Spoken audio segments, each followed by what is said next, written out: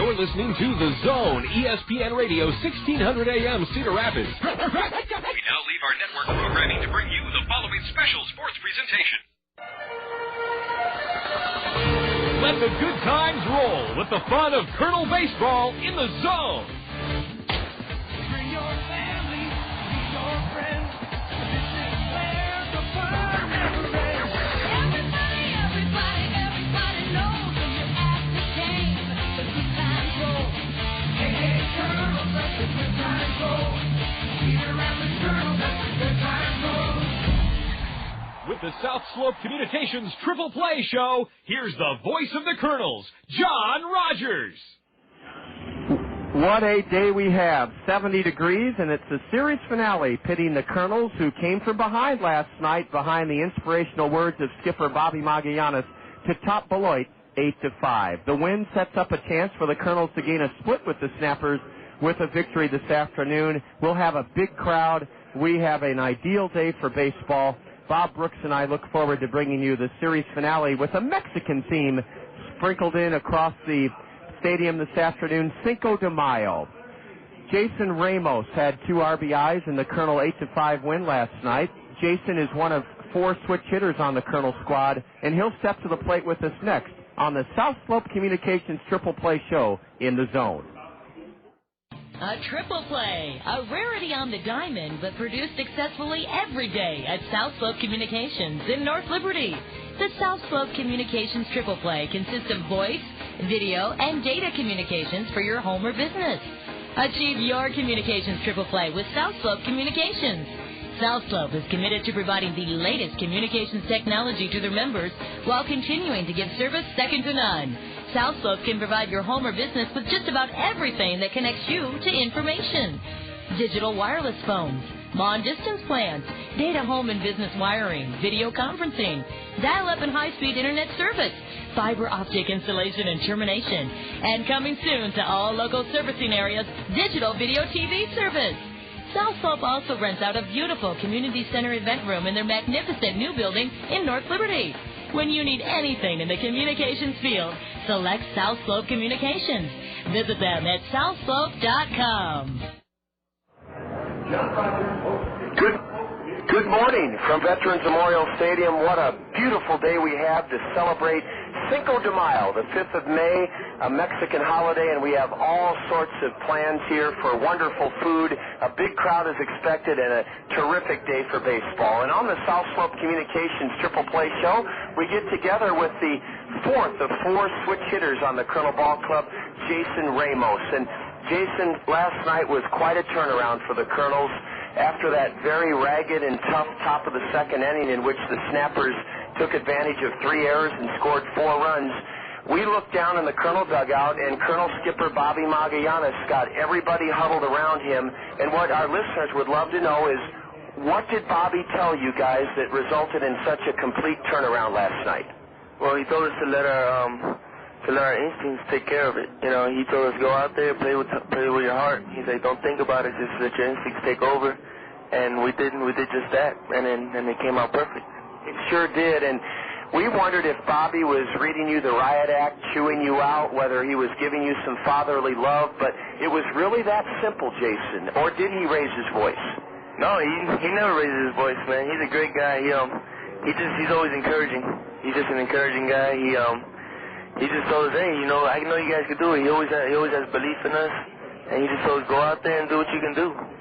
Boy, it's nice to have a, quote, boss like that, Jason, because all of our listeners can relate to having a boss like Bobby. It's a rarity these days. Most bosses micromanage or chew out or blow their top, and that's natural human instinct as well, is to get frustrated and really let somebody have it. But that's a credit to Bobby. When he got you together, were you guys afraid that he might yell at you, or did you say, oh boy, I wonder what Bobby's going to say?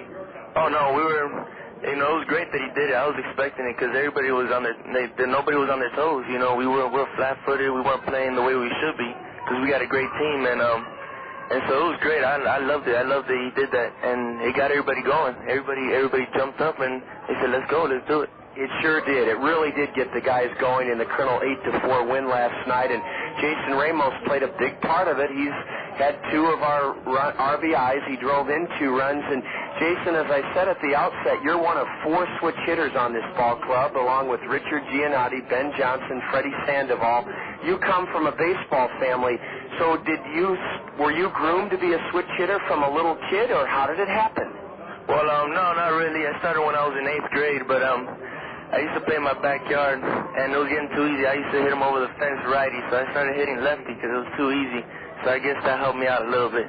You are the 3rd, or actually all 4 of our Colonel switch hitters now, Ben Johnson, Freddie Sandoval, Richard Giannotti, now you, Jason, have told us that it started because you were hitting wiffle balls or tennis balls out of the backyard and you didn't want to lose the balls, so, hey, let's make it tougher. Let's handicap ourselves a little bit, and that's how you started batting left-handed. That's exactly how I started batting left-handed, yeah. And another great story. Jason, your father has a great baseball background, and I wanted you to tell us a little bit about him. First of all, he was a big leaguer. Where did he play in the big leagues, and were you too young to have the thrill of tagging along with him in the dugout in the clubhouse? Well, I was very young. I don't remember. I have pictures that I was tagging along.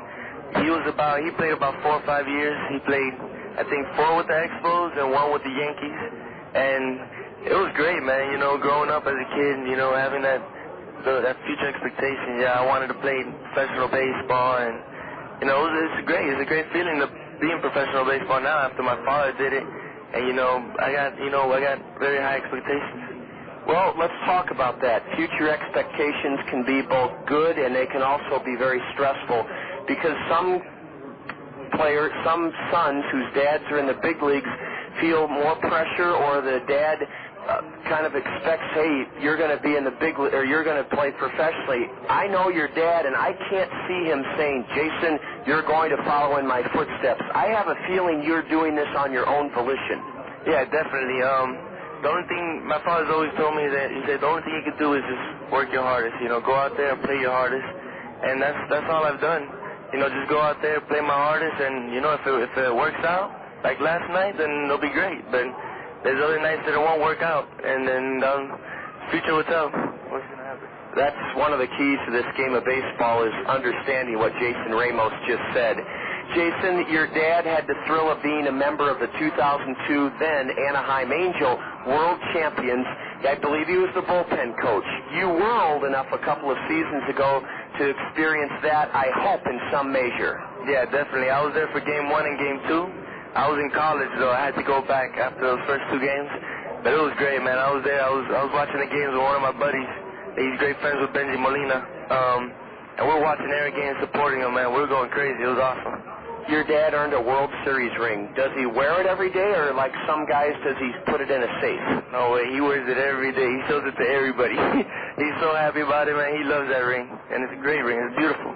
With pride. Jason Ramos, our guest this morning on the South Slope Communications Triple Play Show. He drove in 2 runs in the Colonel Comfort behind 8-5 victory last night over Beloit.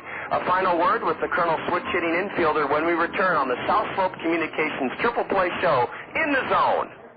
To make your landscaping dreams become a reality, see the experts at Keen's Material. Retaining walls, custom patios, walkways, and steps, Keen's Material has all the hardscape elements needed to complete your landscaping project. Need ideas? Visit Keen's Outdoor Display Area on 12th Avenue Southwest to see over 100 products showcased. Let your property reach its full potential with help from the experts at Keen's Material. Visit Keen's in Cedar Rapids, Coralville, and Eldridge, or on the web at keensmaterial.com. Have you heard the great news? Mediacom has stepped to the plate to give girls and boys the chance to do cool stuff with the Kernels and at the stadium. As a member of the Mediacom Little Sluggers, you'll get to have an autograph session with the Kernels, take a tour of the stadium, watch a movie from the outfield grass, take batting practice with the Kernels, and participate in a story time with the players. Join the fun of the Mediacom Little Sluggers by registering online at Kernels.com. That's Kernels.com. Jason Ramos with us on the South Slope Communications Triple Play Show, and Jason, during the break, said you guys got a lot of people that listen, and Jason, we sure do, not only here in Eastern Iowa in the Zone, but on the internet. we're heard from coast to coast. And speaking of coast to coast, you played on one of the coasts last year, the Florida State League, Jason. You played in beautiful Sarasota, Florida. I've always wondered about the Florida State League. Compared to the Midwest League, we draw such bigger crowds up here. And what is it about the Florida State League? And this, I'm not casting a negative light on it, but they just don't draw quite as many people. You grew up in Florida. Why isn't it a bigger draw down there? I'm not sure. People out here are more dedicated to baseball. You know, over there I guess they're more about beaches, and I don't know. Maybe they like going out to the beach, and they don't really care about baseball as much as they do out here in the north and, you know, in the west. You know, you get great crowds out here, great fans, beautiful. You played in Sarasota, and you played for a guy very dear to our hearts, Todd Klaus. Todd did wonderful work here when he was the Colonel skipper, and he's now with the world champion Red Sox organization. Tell us, our listeners would love to know, how is Klausy doing, and how is Todd, how does he like managing with the Red Sox? Oh, TC, man, he's awesome, man. He loves their organization. He likes it a lot. He always asks me about the boys here. He's always like, hey, how's the guys? He always tells my dad to ask how these guys are doing over here. But TC, I'm pretty sure he misses being here. You know, he loved this organization. Yes, he did, Jason. He really did, and we have the utmost respect and admiration. And to tell you, I think Todd will manage in the big leagues someday. He's with AA Portland now in the Red Sox system. Yeah, and they're having a great season. He's a great manager. You know, he kind of reminds me of Bobby a little bit. He's really high energy, enthusiastic. You know, he gets you ready every game, every day to go. He gets you ready to go every game. Jason, thanks for that review of how Todd Klaus, the former Colonel manager, is doing, and thanks for this wonderful get-together this morning on the South Slope Communications Triple Play Show. With your dad, Los Angeles Angels of Anaheim roving minor league catching instructor Bobby coming into town, I'm going to give you 2 certificates for you and your dad to visit one of our Zio Giano spaghetti houses. They have absolutely just delicious pasta of all sorts, calzones, pizzas, spaghetti, lasagna, and they have 2 fantastic new locations, Jason, that you and your dad, Bobby, can visit. One in Marion on the main drag, and then a brand new restaurant here on the southwest side on Williams Boulevard. Jason Ramos, a pleasure to get to know you. Thank you. Thank you very much. That's Jason Ramos, our South Slope Communications Triple Play Show guest. Wonderful day for baseball. Big crowd expected. Hall of Fame sportscaster Bob Brooks and I will return in a minute to set this afternoon's starting lineups, series finale, Kernels and Snappers. This is Colonel Baseball in the Zone. A triple play, a rarity on the diamond, but produced successfully every day at South Slope Communications in North Liberty. The South Slope Communications triple play consists of voice, video, and data communications for your home or business. Achieve your communications triple play with South Slope Communications. South Slope is committed to providing the latest communications technology to their members while continuing to give service second to none. South Slope can provide your home or business with just about everything that connects you to information. Digital wireless phones, long-distance plans, data home and business wiring, video conferencing, dial-up and high-speed internet service, fiber optic installation and termination, and coming soon to all local servicing areas, digital video TV service. South Slope also rents out a beautiful community center event room in their magnificent new building in North Liberty.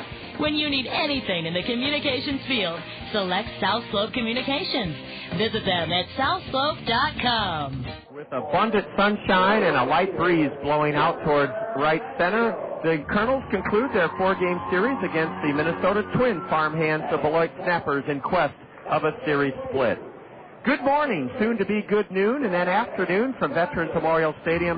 John Rogers and Bob Brooks set to bring you this series finale between the Snappers, who are at 500, 13-13, and our Kernels, who finally showed some signs of life and excellent play in erasing a 4-0 Snapper lead in the second inning to win 8-5 last night. The Kernels are 11-15. We're in 6th place in the 8-team Western Division standings.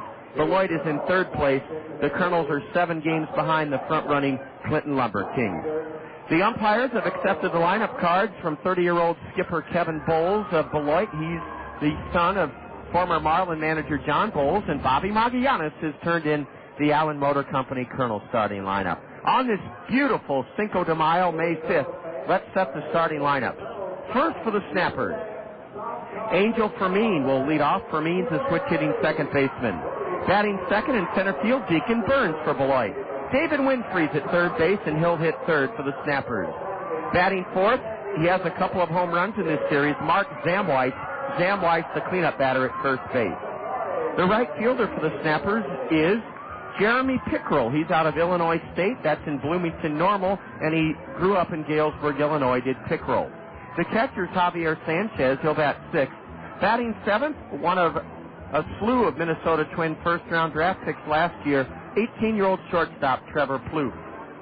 Dwayne White is in left field. He'll hit eighth. And batting ninth, the DH, Paul Rutgers. On the hill for Beloit is a 19-year-old first-round draft pick to the Twins, Jay Rainville. Rainville is 6'3", 235, and he is just 19 years old. He helped lead the Warwick, Rhode Island baseball high school team to the Rhode Island State Championship just 2 years ago. Jay Rainville's record is 1-1. His ERA is 3.50. Allen Motor Company wishes to extend a heartfelt thanks to everyone who visited their campus and made their recent spring cleanup sale such a rousing success. Allen Motor Company is proud to back the Kernels from their campus at I-380 in Boyson Road, exit 25 in Hiawatha. With the Allen Motor Company Kernels starting lineup, here's my broadcast partner and Hall of Fame sportscaster, Bob Brooks. How you doing, everybody? What a great day for baseball, and remember, it's a noon game, so if you want to sneak out over lunch, come on out here and enjoy Cinco de Mayo Day and the Cedar Rapids Kernels and the Beloit Snappers under a ideal day, almost pristine. A little breeze blowing out from home plate towards right center field, and sometimes it's from right center to left, so the winds are variable as the Kernels take on Beloit, trying to gain a split in the series. And now the batteries and batting order for today's game. Leading off and playing center field, we have Sean Rodriguez. At second base, Nate Sutton. In left field, Drew Toussaint. The DH again today is Aaron Peel.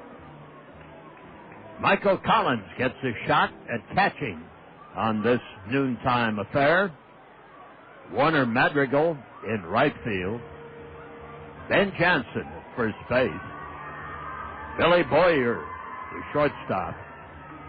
Jason Ramos at third base. And the Kernels pitcher today, with Michael Collins catching, is Fernando Rodriguez. He, too, is 1-1 as his pitching opponent.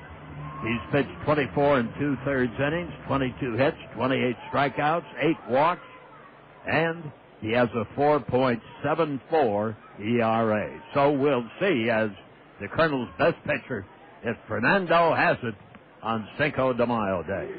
Bob, thanks a lot for bringing us the Allen Motor Company Kernels starting lineup. The Kernels are out on the diamond with their Cost Cutters Dream Team members. And now let's pick up Dale Brote's introduction of our national anthem singer.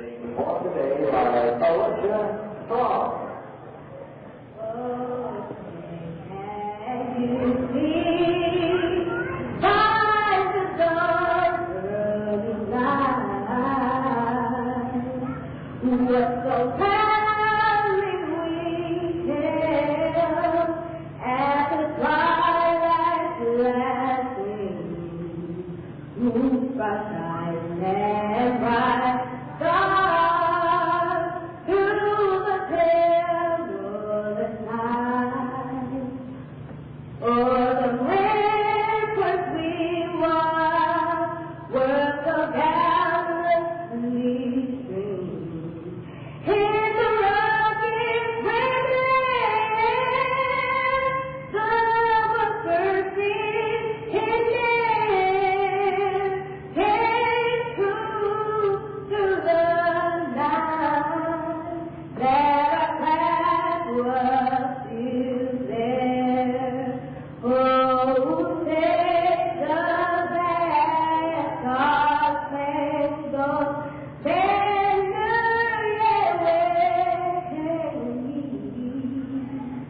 O'er the land of the free, in the cold above, home of the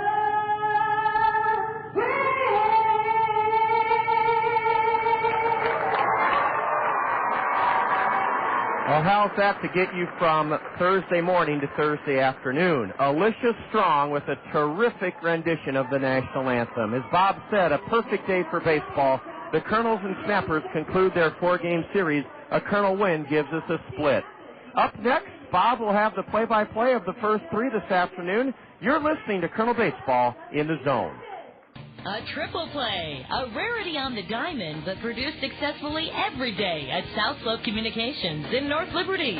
The South Slope Communications triple play consists of voice, video, and data communications for your home or business.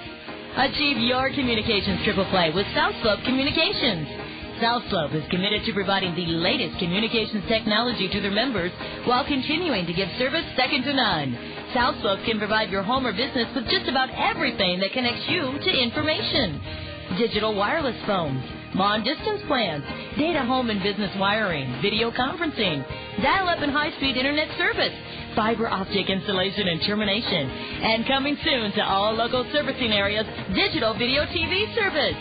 South Slope also rents out a beautiful community center event room in their magnificent new building in North Liberty. When you need anything in the communications field, select South Slope Communications. Visit them at southslope.com. Well, John Rogers and I are all ready to go, and after a freeze-out the first part of the week and a whip-out by the Cedar Rapids Kernels, they responded last night to a little goading by the manager and came in with an 8-5 victory to put themselves in the win column as they continue to struggle with the magic number in baseball, and that's the 500 mark. Now 10-15, 5 games below 500, but the Kernels have a shot here today to attempt to right the ship and then get ready for the weekend series with the Burlington Bees.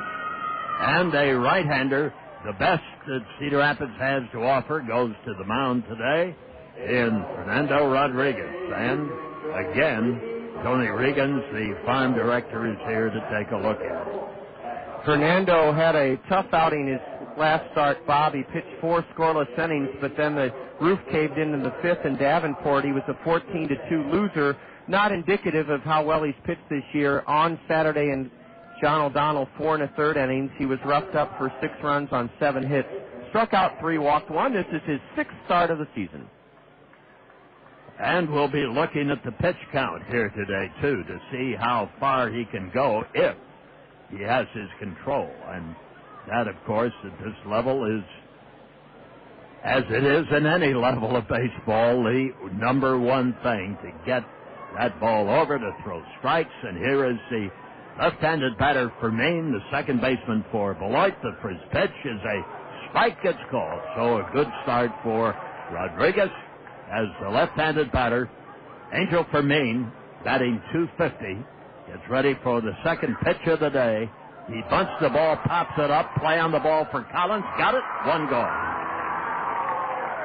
Well, Fermin trying to use that speed out of the left side of the box, but that bunt sailed behind home plate, and Collins did a nice job of finding it. Oftentimes it's tough for that catcher to find a bunt in the air, but Collins drifted about 10 feet behind home plate to the left of the dish and caught it. And the ball was not bunted too high. Fermin made the mistake of getting the bat up there too high and popping off the handle of the bat, really. Now it's Deacon Burns' turn. 269, hitter swings it. It's a fly ball into left field. Should be playable. Is for Toussaint. 2 gone. That's great because Deacon Burns has given us all sorts of trouble in this series. Before flying out on that first pitch, Deacon was 6 for 14 in the series. David Winfrey, the third baseman for the Snappers out of Beloit, and the Minnesota Twins farm system will stand in with nobody on and 2 out here.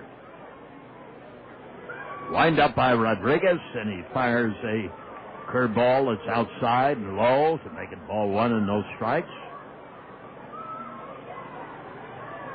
The kids are here today, I'll tell you that. There's a swing and a fly ball deep into center field. Drifting back Rodriguez, and the Rodriguez boys come through. Out number 3. And there are no runs, no hits, no errors, nothing across. And now the Cedar Rapids Kernels will see what they can do with the high draft choice of the Minnesota Twins on the mound for Beloit. We'll start the last half of the first inning. You're listening to Kernel Baseball in the Zone. Hey, Mark. Hey, Jen. What's up? Your hair looks great. Did you get it cut? Sure did. I went to Cost Cutters. Wait, are those highlights? Yeah, I've always wanted to try. Interesting. It looks really good. Thanks. Don't you just love how you can stop into Cost Cutters anytime and get a great cut or color? Yeah, you don't have to plan out the next month of your life to fit in a haircut. Right. With Cost Cutters, you can go after work. Yeah, on weekends. Hey, on your lunch break, it's great when you forget you have like an afternoon meeting. You are such a procrastinator. No, I am not. Okay, maybe I am. Yeah. Now, Mark, are those chestnut or caramel highlights? I don't know what color they are. All I know is that it looks good. Cost Cutters is the only salon for me. You should be like the official spokesmodel for Cost Cutters. Spokesmodel. No, exactly. Don't you think? Working on it. Oh, guys, come on. Work a little. Stop into your neighborhood Cost Cutters anytime. Convenience is Cost Cutters' trademark. Cost Cutters, just your style. Cost Cutters is proud to support Eastern Iowa's most wholesome, affordable family entertainment. Cedar Rapids Kernels Baseball.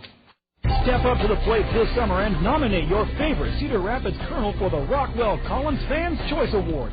Every time you catch a Kernels game, fill out a Fans Choice ballot to recognize the efforts of your favorite ball player. Then drop the ballot in the designated box at the souvenir stand. During the season's final homestand, Rockwell Collins will present the Fans Choice Trophy to the player with the most votes and make a donation to that player's favorite charity. Rockwell Collins and the Cedar Rapids Kernels, partners on and off the field.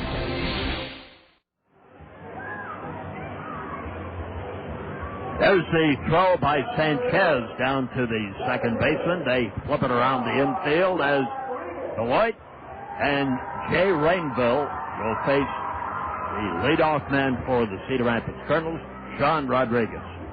Rainville is typical of young players that are signed today as pitchers simply because they are tall, 6'3", 235, just 19 years old. Comes from Pawtucket, Rhode Island. There's a strike over the outside corner as the fastball is cut in there by Rainville, and Rodriguez took it. Rodriguez hitting .220, has 1 home run, 3 runs driven in. There's a swing and a fly ball into left field, drifting back White. He's there, gloves it, and 1 man is gone. So we have seen something we haven't seen really the last 3 games here, and that is a plethora of fly balls to the outfield. I asked Billy. Warmer weather makes a batter feel better, doesn't it?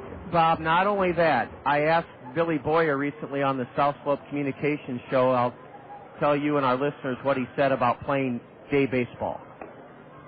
Sutton takes a called strike from Rainville. So far, the young pitcher gets that first pitch right in there. Faces the catcher head on and fires a breaking ball for strike 2. Billy Boyer joined us in Davenport on our South Slope Communications Triple Play show, and he said if baseball was played all day games, hitters could add 12 points to their average. It's just easier to see the ball. This one slips high and outside from Rainville, and the count goes along to ball 1 and strike 2 on Nate Sutton. Both these pitchers are working quickly. Well, let's see how they do in the middle innings. It's a ball just off the corner at the belt.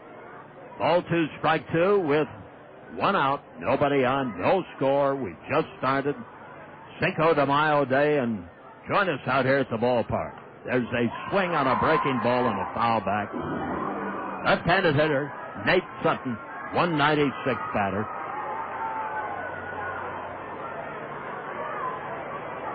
Nate stands in there, puts that left foot almost to the chalk stripe in the back of the batter's box, and he stays in that box. Curveball low and away to the count now full, ball 3, strike 2.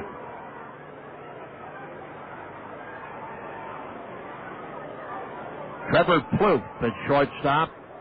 Watch him play. He's got good hands. He's swinging a foul back towards the Sweets, hitting the glass, or, well, it's part glass and part plastic, I would imagine. At least it doesn't break. That's right, Bob. Except for the first game ever played in this ballpark when it did. And ironically, it broke the sweet glass of the fellas that built the stadium. Point builders, I'm sure they can chuckle about it now. There is a ball too low, and the Kernels get their first base run. Bob, you mentioned to our listeners how many children are here, and it's so neat to have kids because when something as mundane as a walk happens, they cheer like it was a home run. Yes, we have a goodly representation today.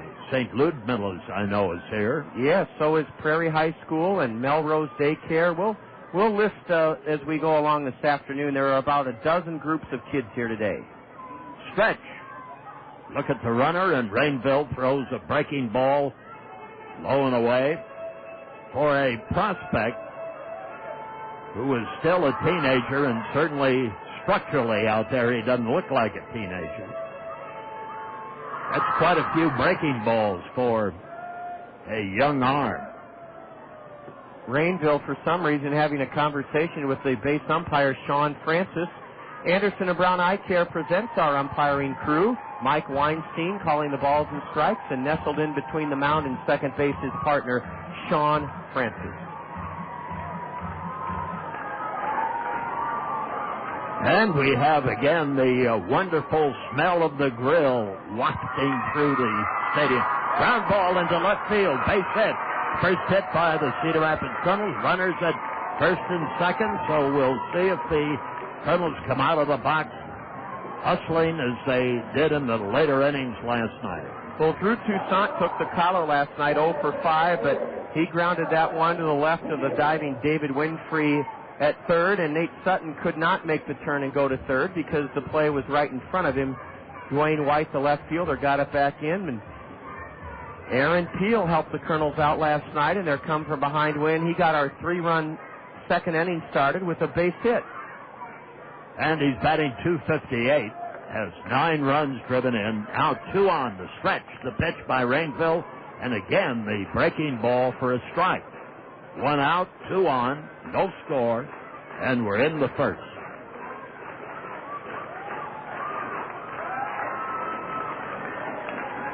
Now the stretch is the pitch. Another curveball. And this one is low and away, and he balked. I wondered why the runners were trotting, Bob, on a pitch in the dirt to the next base. Maybe that conversation he was having with Sean Francis backfired. A balk has been charged to the hurler, Jay Rainville. And that takes the double play out of order. Well, he didn't come set, and the Kernels have a grand opportunity in the last half of the first inning with runners at second and third to break out on top. Aaron Peel, right-handed batter. Bobby Magianis strolling along the third base line. Now the stretch. Here's the pitch. There's a swing and a fly ball into center field. Will score a run. There is Burns making the catch. The runners tag both from second to third and third to home, and the Kernels lead 1-0. Hey, kids, how about that? They love it. Bob, your cleanup man is the guy you want to produce the fly ball that Aaron Peel came through with. And so far, we have played an inning and 2/3 of this game, and every out has been made on a fly ball to the outfield. The first part of the week, neither team could get the ball that far. I think that 30-degree temperature swing is what you pinpointed earlier, Bob. What a difference a 70-degree afternoon makes. Now 279 hitter Collins. Michael takes again low and away. I'm really rather shocked that this young man is throwing so many breaking balls. I am too, Bob. At 19, you'd think he'd go with what made him a All-Stater in Rhode Island, and that is his fastball. Pitch. There's another breaking ball. Takes it ball 2 and no strikes. Michael Collins told us recently on the South Slope Communications Triple Play Show the best is yet to come for Australian baseball, even though they won the silver medal in the Olympics. Now the pitch. Outside for a ball. He said it's going to take creative marketing to start a viable professional league in Australia because rugby and cricket are still very popular. Ball 3, no strikes, but the players know where the money is. Oh, yeah. Strike on a fastball to make it ball 3 and strike 1 with 2 out, 1 on, 1 in, 1-0, the Kernels. Beloit has 3 Australians on their roster, including their DH Paul Rutgers. Now the stretch, here's the pitch. That's a fastball for a strike that nipped the outside corner at the knees. And we go 3-2.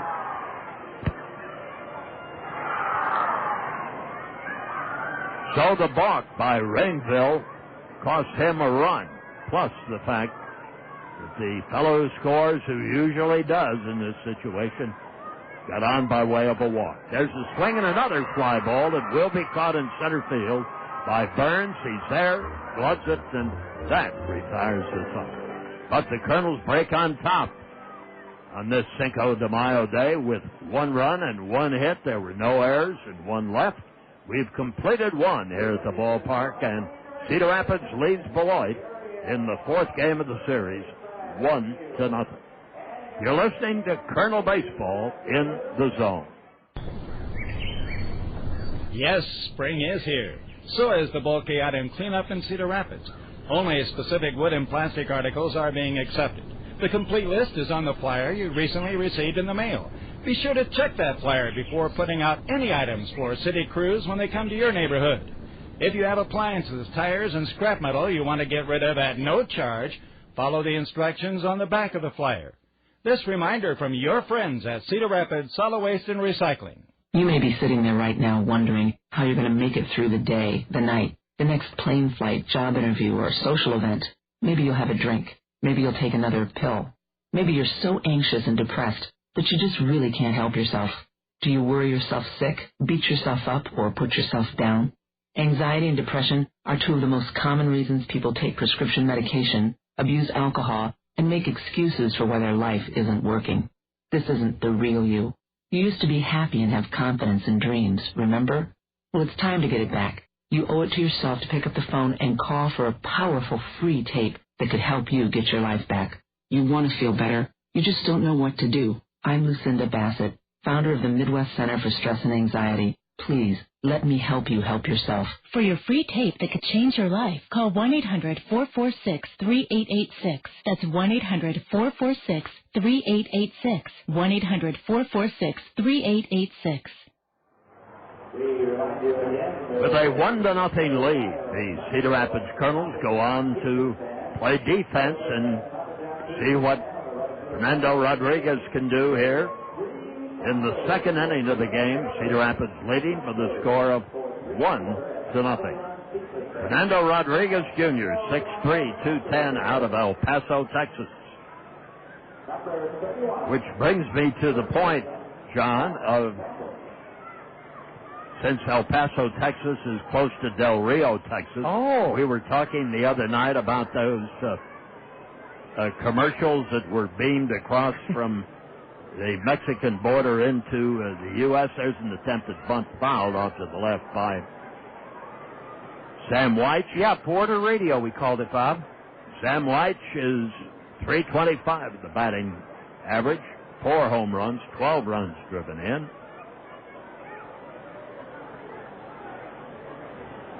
Now the windup and the pitch. Swung on, and he ripped it foul right behind home plate. Bob, I've been to El Paso 5 or 6 times. There used to be a marvelous seminar in the fall where we shared promotional ideas from all over the country. Several hundred minor league clubs would go down there, and it has a bad rap of kind of a dirty border town. It's a beautiful city. There's a swing and a miss, and Sam White goes down swinging. You've been to the Sun Bowl, haven't you? Oh, yes, several times. I like El Paso. Yes, I've always enjoyed my visits down there. Hayden Fry had a wonderful win in the Sun Bowl. There's a big military base down there. Oh, yes. Heavy military presence around El Paso. Another left-handed batter steps in. This is Jeremy Pickrell. Takes a strike. Pickrell batting .296. Kernels lead 1-0. There's a breaking ball low and inside, and we go even at a ball and a strike. But you know, I was talking about that fellow who was selling the baby checks. There's a swing and a ground ball at the shortstop. Up with it, the throw. Boyer throws him out, with Johnson taking the throw. 2 gone, and that is the first round out of the game. Yeah, Bob, you said that fellow you thought that sold the baby chicks on the radio from Del Rio, the transmitter was in Mexico, but the station broadcast essentially all up the Mississippi Valley. You said he might have become a millionaire from the state of Iowa. Not only that, he was here in Cedar Rapids. I've done a little research, and the fellow's name was Vance McCrae, and he ran, there's a swing and a foul ball off to the left by Javier Sanchez, the catcher. Did he run a hat-trick? Yes, he did. Vance McCrae. I think he called it Midwest Chicks, and it was located across from, well, what used to be Seymour Amusement Park out on First Avenue on the east side. Swinging a ground ball to second baseman Sutton. Gloves it, throws to first, and Sanchez and the Beloit Snappers are down in order in the first half of the second inning. With no runs and no hits, nobody left. And Cedar Rapids maintains a 1-0 lead. The Kernels come on to bat with Madrigal, Johnson, and Boyer in the last half of the second inning. And we'll take this time out as you're listening to Kernel Baseball in the Zone.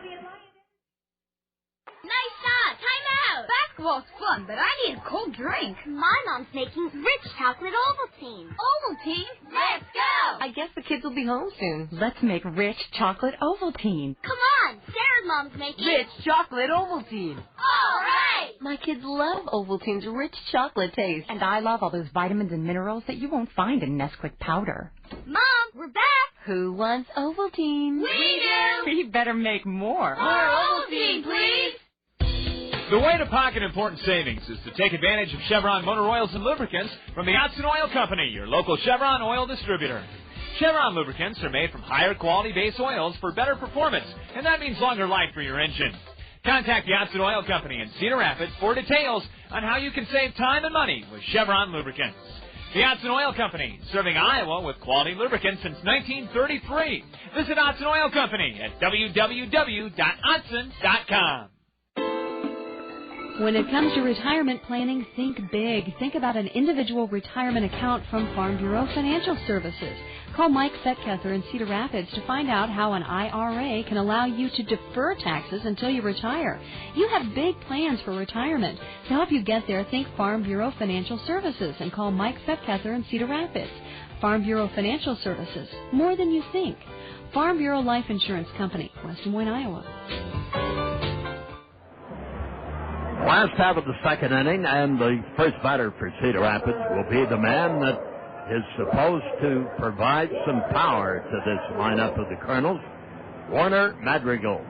Batting .221, he has 4 home runs, 11 runs driven in, and a couple of doubles to go with it as the first man up in the last half of the second.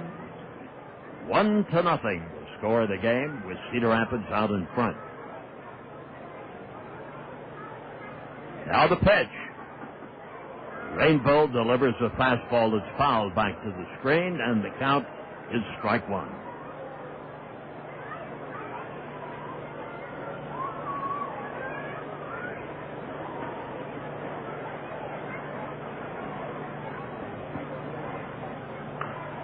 There's a swing and a foul ball down the right field line that drops harmlessly down there to make it strike two. Madrigal making some contact. Rainville, the 39th player taken in last June's draft. He went 5 innings against Fort Wayne on the 30th of April. Here's the pitch. Swung on and fouled back again by Madrigal, and again Rainville goes to the fastball after throwing mostly curves, sliders in the first inning that cost him a run, mainly because he walked a batter, balked, 1 single, and 1 run on a sacrifice fly. Swinging a ground ball, knocked down behind third by Winfrey. Long throw, and he got it. Great play by David Winfrey of Beloit. Yeah, he trapped that ball right behind third and still got up and made that throw. He took a double away from Warner, Bob, with that diving stop to his right. And then, as you said, the amazing part is, well, the ball was hit hard, so he knew he had time to throw, but he popped to his feet and slung it across the diamond. He took a double away from Madrigal. That was a major league play. Strike gets called on the inside corner to the left-handed batting first baseman Ben Johnson, hitting .211, no homers, 9 runs driven in, and the pitch inside for a ball. The Cedar Rapids Kernels have themselves some changeable parts in catching. Michael Collins and Ben Johnson have alternated between catching and first base. Swinging a foul back. Quickly, the count moves to a ball and 2 strikes on Ben Johnson.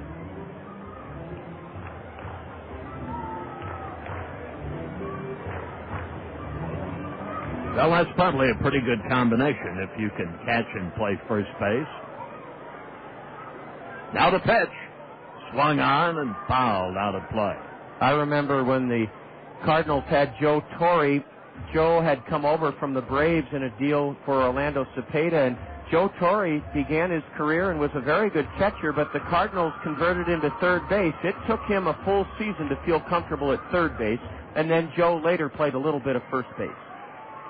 Now the pitch. There's a swing and a foul back. As George Wine, the Sports Information Director Emeritus at Iowa, joins us up here, you guys ought to get together. You could talk until tomorrow morning. There are 2 Cardinal fans here. Oh. Big time, big time. I see George has on his Cardinal hat. There's a swing and a ground ball between the mound and second into center field. Base hit. Nice hit as Ben Johnson hit the ball where it was pitched, drilled it right beyond the pitcher's mound and over second. And the Kernels have their second hit of the day and a base runner with 1 out. Billy Boyer, the shortstop, stands in there, hitting .226, home run, 9 runs driven in. And the tail end of that lineup last night, and that's where we are now, was mighty effective. Boyer had 3 doubles last night. And 4 runs driven in with those with those 3 doubles. Ramos, the on-deck hitter, had 2 RBIs and 3 hits. Swing on a fastball for a strike. Now, let me correct myself. Jason, the on-deck hitter, had 2 hits, 2 RBIs, and a walk. So Jay Rainville, right-handed pitcher of the Beloit Snappers, looks at first, hesitates at the belt and pitches, and Boyer fouls it back. Count moves along to strike 2 as the Kernels lead 1-0. On a beautiful day in the picnic area, the pavilion, well populated today. Also the mezzanine terrace. Here's the pitch. Inside, into the dirt, the runner goes. Catcher fumbles the ball, couldn't come up with it cleanly. Stolen base by Ben Johnson. And the Kernels add to their league-leading stolen base total. That's number 38 in this, our 27th game of the year. So we're averaging over a stolen base a game. That's Ben Johnson's third steal, and he hasn't been caught. I would think for a catcher, first baseman, /first baseman, that's a pretty good start. Yeah, Bobby makes everybody a base runner or a base stealer. Yeah, you go whether you can plow or move. That's right. Oh, a lot of people have heeded your encouragement, Bob. The crowd continues to grow this afternoon. Runner at second. Well, you can't miss out at a ball game on a day like this. The stretch, here's the pitch. Swung on, fly ball into right field, medium right at most. Peckrell gloves it, and that man is retired, and two men are gone. Yellow Book USA is up on the Miller Mezzanine Terrace above the Colonel First Base dugout here on the press suite level, and out in left field on the Randy Keel Confidence Picnic Pavilion, two big groups from MCI. Welcome, welcome, welcome. In addition to those over a dozen groups of kids in the grandstand down below in the red seats. Jason Ramos, left-handed batter.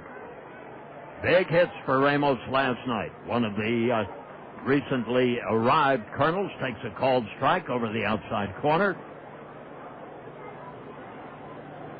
Jason played for former Colonel skipper Todd Klaus at Sarasota as a Boston Red Sox minor leaguer last year. He thinks Todd Klaus will manage in the big leagues someday. And Johnson at second base and a long, long lead. There's a swing on a breaking pitch for strike two. Two men are out, one man at second.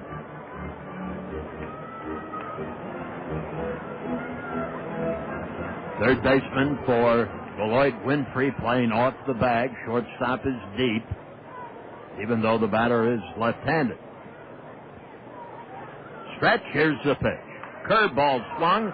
Line drive to right, should be caught, and is at the knees by Peckrell. Line drive to right field with Jeremy Peckrell taking care of it. And again, a fly ball out with no runs and one hit. There were no errors and one man left on.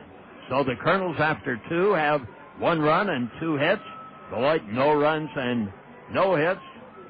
And out to the mound goes Fernando Rodriguez as he skips over the chalk along the first base line, and the Kernels will see if they can retire Beloit in the top half of the third without any damage.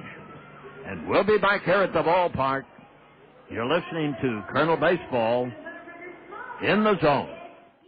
I'm Dave Shea. For 35 years, I was a news anchor for Channel 2.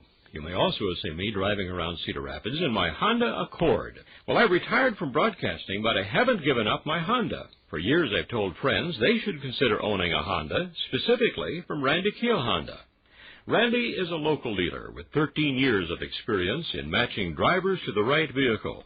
He has a fine selection of new Hondas, as well as quality pre-owned vehicles. And more than just a reliable service department, Randy Keel Honda offers Honfidence, a 7-year, 100,000-mile warranty on every new vehicle sold.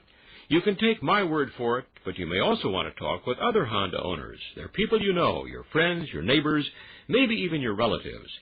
And you can do more homework by logging on to Randy's website at www.randykeel.com. I'm a satisfied Honda owner, and I'm sure you will be too. See Randy Keel Honda today on Center Point Road Northeast. Hi, I'm David Orrick. A consumer alert was recently reported in a leading consumer testing magazine. It warns, if you're sensitive to dust, avoid bagless vacuums. I would never make a bagless vacuum because they're filthy. My 8-pound Orrick XL is hypoallergenic. Try one free for 30 days.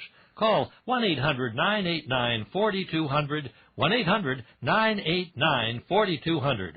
You'll breathe easier knowing it's an Orrick XL.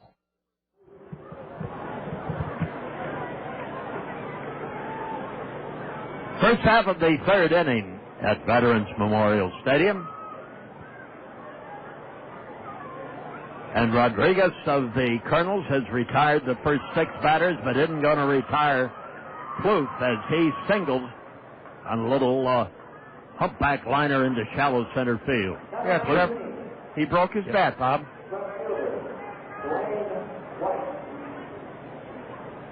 Runner at first hit of the afternoon for Beloit, and that brings up Dwayne White.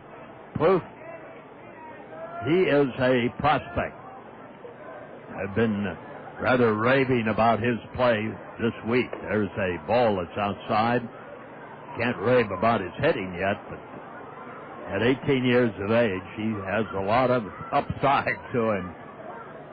Only hitting 111, but he was 2 for 3 last night with a 2-run single. Now the stretch by Rodriguez, the check of Plouffe, and the throw over to first base, and the runner's back. Ball 1 and no strikes, and a lot of Major League Baseball this afternoon, too. We'll set the schedule for you as soon as Rodriguez pitches to Dwayne White. White batting .500 now. As a late arrival into lineup for the Minnesota Twins farm team at Beloit. Plouffe leads at first. 3-stride lead, and there is a strike, it's called. On the inside corner, he took something off of that, and a 79-mile-an-hour pitch gets into the strike zone. Dwayne White stands deep in the box and swings and fouls this one off to the left. 3 games this afternoon in the American League on the State Farm Major League scoreboard. The Red Sox and Tigers into Motor City. Up at the Metrodome, the parent club of these Snappers host Cleveland, and the Royals are in Chicago this afternoon at Comiskey Park. The only night game in the American League has the sinking Yankees playing Tampa Bay. Did you pronounce that right? Thinking? I thought you said something else. Oh, thinking. Well, you know, Jack Rader could take that message to heart. Only kidding, Jack. Our general manager, a longtime Yankee fan. Yeah, you stick a T in there, and the Yankees aren't playing real well. Now the stretch. Here's the pitch. Swung on and fouled down the left field line. Getting chased. Ramos. Nobody's going to get it. It goes to the grassy berm area down the left field line where the kids can chase it down. The Brewers are at Miller Park today to take on the Cubs. Half the crowd there will be Cub fans. It's the Mets and Phillies at Shea this afternoon. Then tonight, Atlanta hosts the Astros. San Diego plays the Cardinals at Busch Stadium, and it's the Pirates and Diamondbacks in Phoenix. Now the stretch. Here's the pitch. Swung on a breaking ball. He struck him out. So after giving up a little weak single to center field, Rodriguez comes back to strike out White and record his second strikeout of the day, and that brings up Paul Rutgers, the DH, hitting .268. Right-handed batter for Beloit.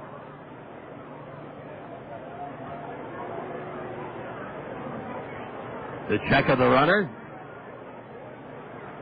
He doesn't go. The ball gets away from the catcher, but not far enough, and Collins chases it down. There is no advance. Ball 1 and no strikes. Well, if these fellows playing for Cedar Rapids and Beloit today think that it's all cream and strawberries in the major leagues, they can take a look at San Diego. There's a ball. Last night, San Diego went extra innings and won at home. Then they got on a plane and probably have arrived just a few hours ago in St. Louis to play tonight. Stretch. Here's the pitch. Yes, they made a trip halfway across the country in an airplane, but that's kind of like a bus ride to Lansing. In other words, you get off and wonder what day it is and when the bus leaves again for the ballpark. Now the stretch and the 3-0 pitch to Rutgers. Right over the heart of the plate. 86-mile-an-hour fastball by Rodriguez.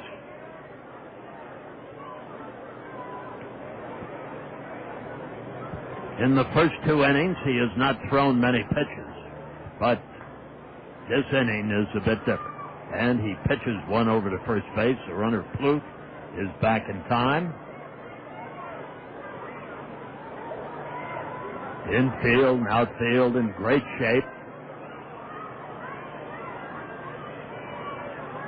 Rodriguez delivers from the stretch, and it's fouled down into the bullpen in right field. Going after it and making a basket catch is first baseman Johnson. Nice play. Best I ever saw in the big leagues was Kent Herbeck, and that's who Ben Johnson looked like. I watched, Bob, this is the advantage of sometimes being the color man. You see things that you don't see when you're calling the action, at least I don't. Johnson turned immediately when that ball left the bat and sprinted toward where he thought the ball was going to land. And as you said, on the warning track material in the Colonel bullpen, the ball came soaring over his shoulders and head. He made a over the back basket catch, and he did look as good as Kent Herbeck used to look for the Twins. Now the idea is to do the same thing the next time when it happens. Exactly. Here's the stretch in the pitch. This one backs the batter away for a ball, and it's ball 1 and no strike. Plouffe remains at first, now with 2 out.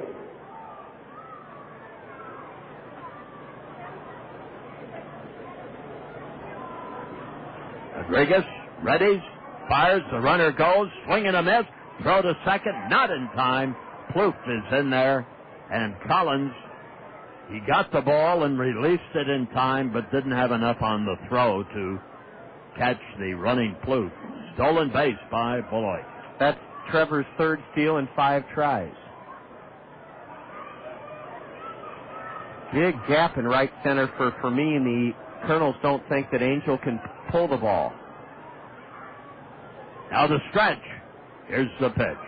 Inside, backed him away again. 2 balls and a strike with 2 out. Runner at second now for Beloit. Kernels leading 1-0 in the top of the 3rd inning. And Beloit trying to tie it with a base hit. Here's the pitch. Inside, backs him away again. And Rodriguez is behind in the count a bit. Ball 3 and strike 1, so this will be the pitch that Fermin would like to jump on. Hitting 250. Left side of the infield, in a bit. Second baseman Sutton is back. Here's the delivery. Curve ball for a strike. He got that one in there. And the batter steps out. Ball 3, strike 2. Plouffe will be going with the pitch.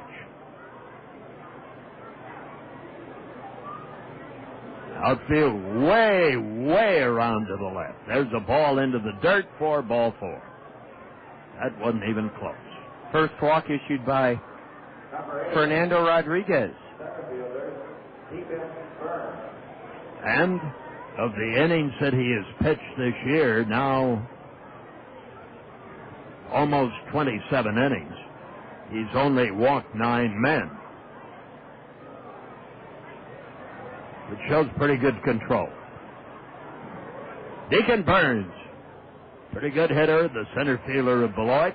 Left-handed batter again, as they put a lot of left-handers in the lineup today against the right-hander Rodriguez, who delivers, and a foul ball out of play off to the left here at the Veterans Memorial Stadium.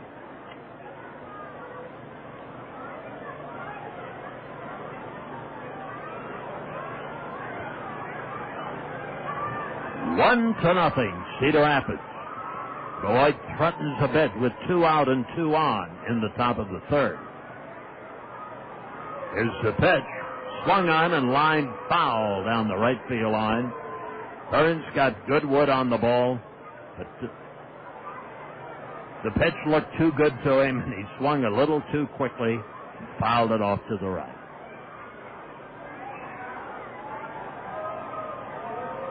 That moves it along to strike 2, and Fernando Rodriguez out to have Burns in his hip pocket here. At the belt, the look, the pitch, swung on and missed. He struck him out on a high fastball. It was high and outside, but Burns swung at it anyway. And now the 3rd strikeout recorded by Rodriguez. No runs and 1 hit. There were no errors and 2 left. And Cedar Rapids maintains a 1-0 lead going into the last half of the 3rd inning. You're listening to Colonel Baseball in the Zone. And it is done. We attack at lunch. No, they will expect that. We attack at dinner too. Excellent. They will never expect a second wave of warriors. We must prepare. They will be waiting. With fresh meat and vegetables on a large table. And we will be swift in our actions. Choosing only the finest of their offerings. Piling them high in a bowl. Then cooking them fast on a sizzling grill. And then we eat. Gaze upon your fresh meats and vegetables for the final time. The attack will be successful, and we will be satisfied. The plan is done. What are you guys doing? Oh, hey, Valerie. Yeah, we're just getting ready for lunch at Genghis Grill. You want to go? Yes, to Gang's Grill. Probably no to you two. Okay. She is a spy. And not nearly as hot as she thinks she is. Fresh food attack. Genghis Grill, where Edgewood Road meets Williams Boulevard in Cedar Rapids, next to Gander Mountain. Before you hit the waves, come in and save at the Sea-Doo Make a Splash Spring event. Get great deals on Sea-Doo personal watercraft like the Room for 3 RXT, the most powerful personal watercraft on the market. Get 2.9% financing for up to 72 months, or low payments of $29 a month for 24 months. Don't miss out. Find a Sea-Doo dealer at Sea-Doo.com. Sea-Doo, leave everything else behind. Promotion ends 5/31/05. See dealer for complete offer details. Riders must be at least 16 years of age and have taken a training course.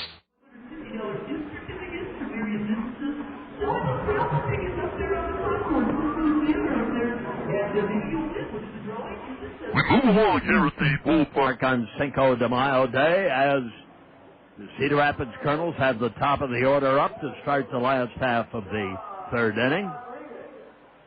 Fernando Rodriguez will come on.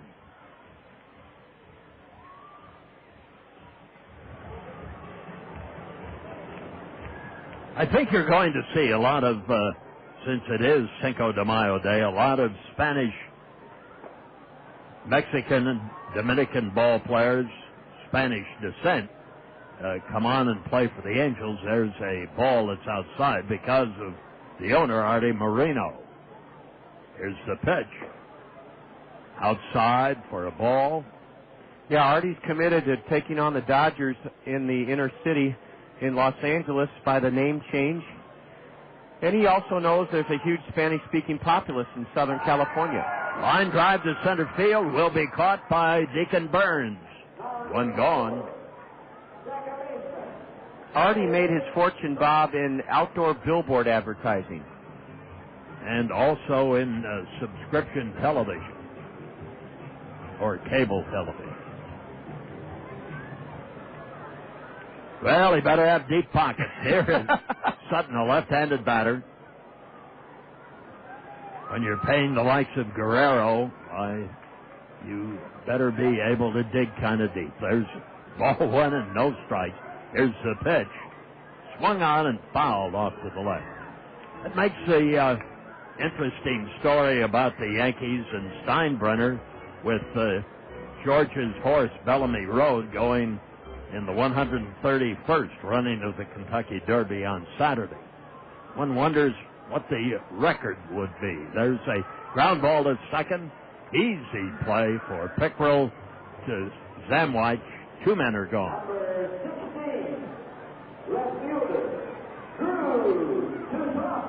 Bob, are you inferring that George is so attentive to his horse's chances in the Derby that he'll take care of Joe Torre and Brian Cashman after the Kentucky Derby? Well, if he loses, he'll take care of him immediately. Here's the wind-up in the pitch. Outside for a ball one and no strike. I hope George doesn't fire Joe Torre. It's not Joe Torre's doing that the Yankees are off to the sputtering start. Toussaint, right-handed hitter. Swung on. He got some wood on it, but drove it high to left. Left fielder White is there. Under it, he's got it to retire the side. Again, a fly ball out. And we've had plenty of them in the first 3 innings of play. 3 up and 3 down for the Kernels, who maintain a 1-0 lead on no runs, no hits, no errors, and none left. At the end of 3, Cedar Rapids has 1 run, 2 hits, no errors, and Beloit has no runs, 1 hit, and no errors, and will glide into the middle innings of the ball game with John Rogers. You're listening to Kernel Baseball in the Zone.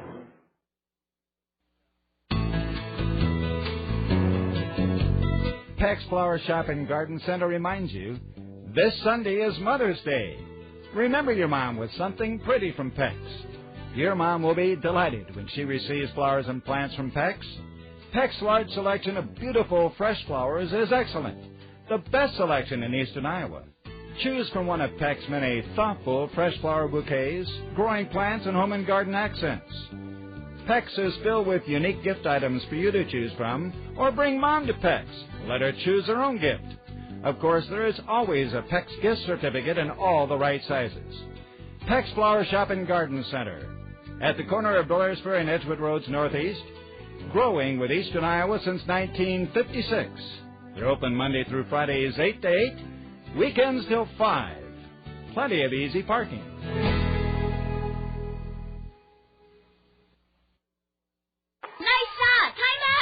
Basketball's fun, but I need a cold drink. My mom's making rich chocolate Ovaltine. Ovaltine? Let's go! I guess the kids will be home soon. Let's make rich chocolate Ovaltine. Come on, Sarah's mom's making Rich chocolate Ovaltine. All right! My kids love Ovaltine's rich chocolate taste. And I love all those vitamins and minerals that you won't find in Nesquik powder. Mom, we're back! Who wants Ovaltine? We do! We better make more. More Ovaltine, please!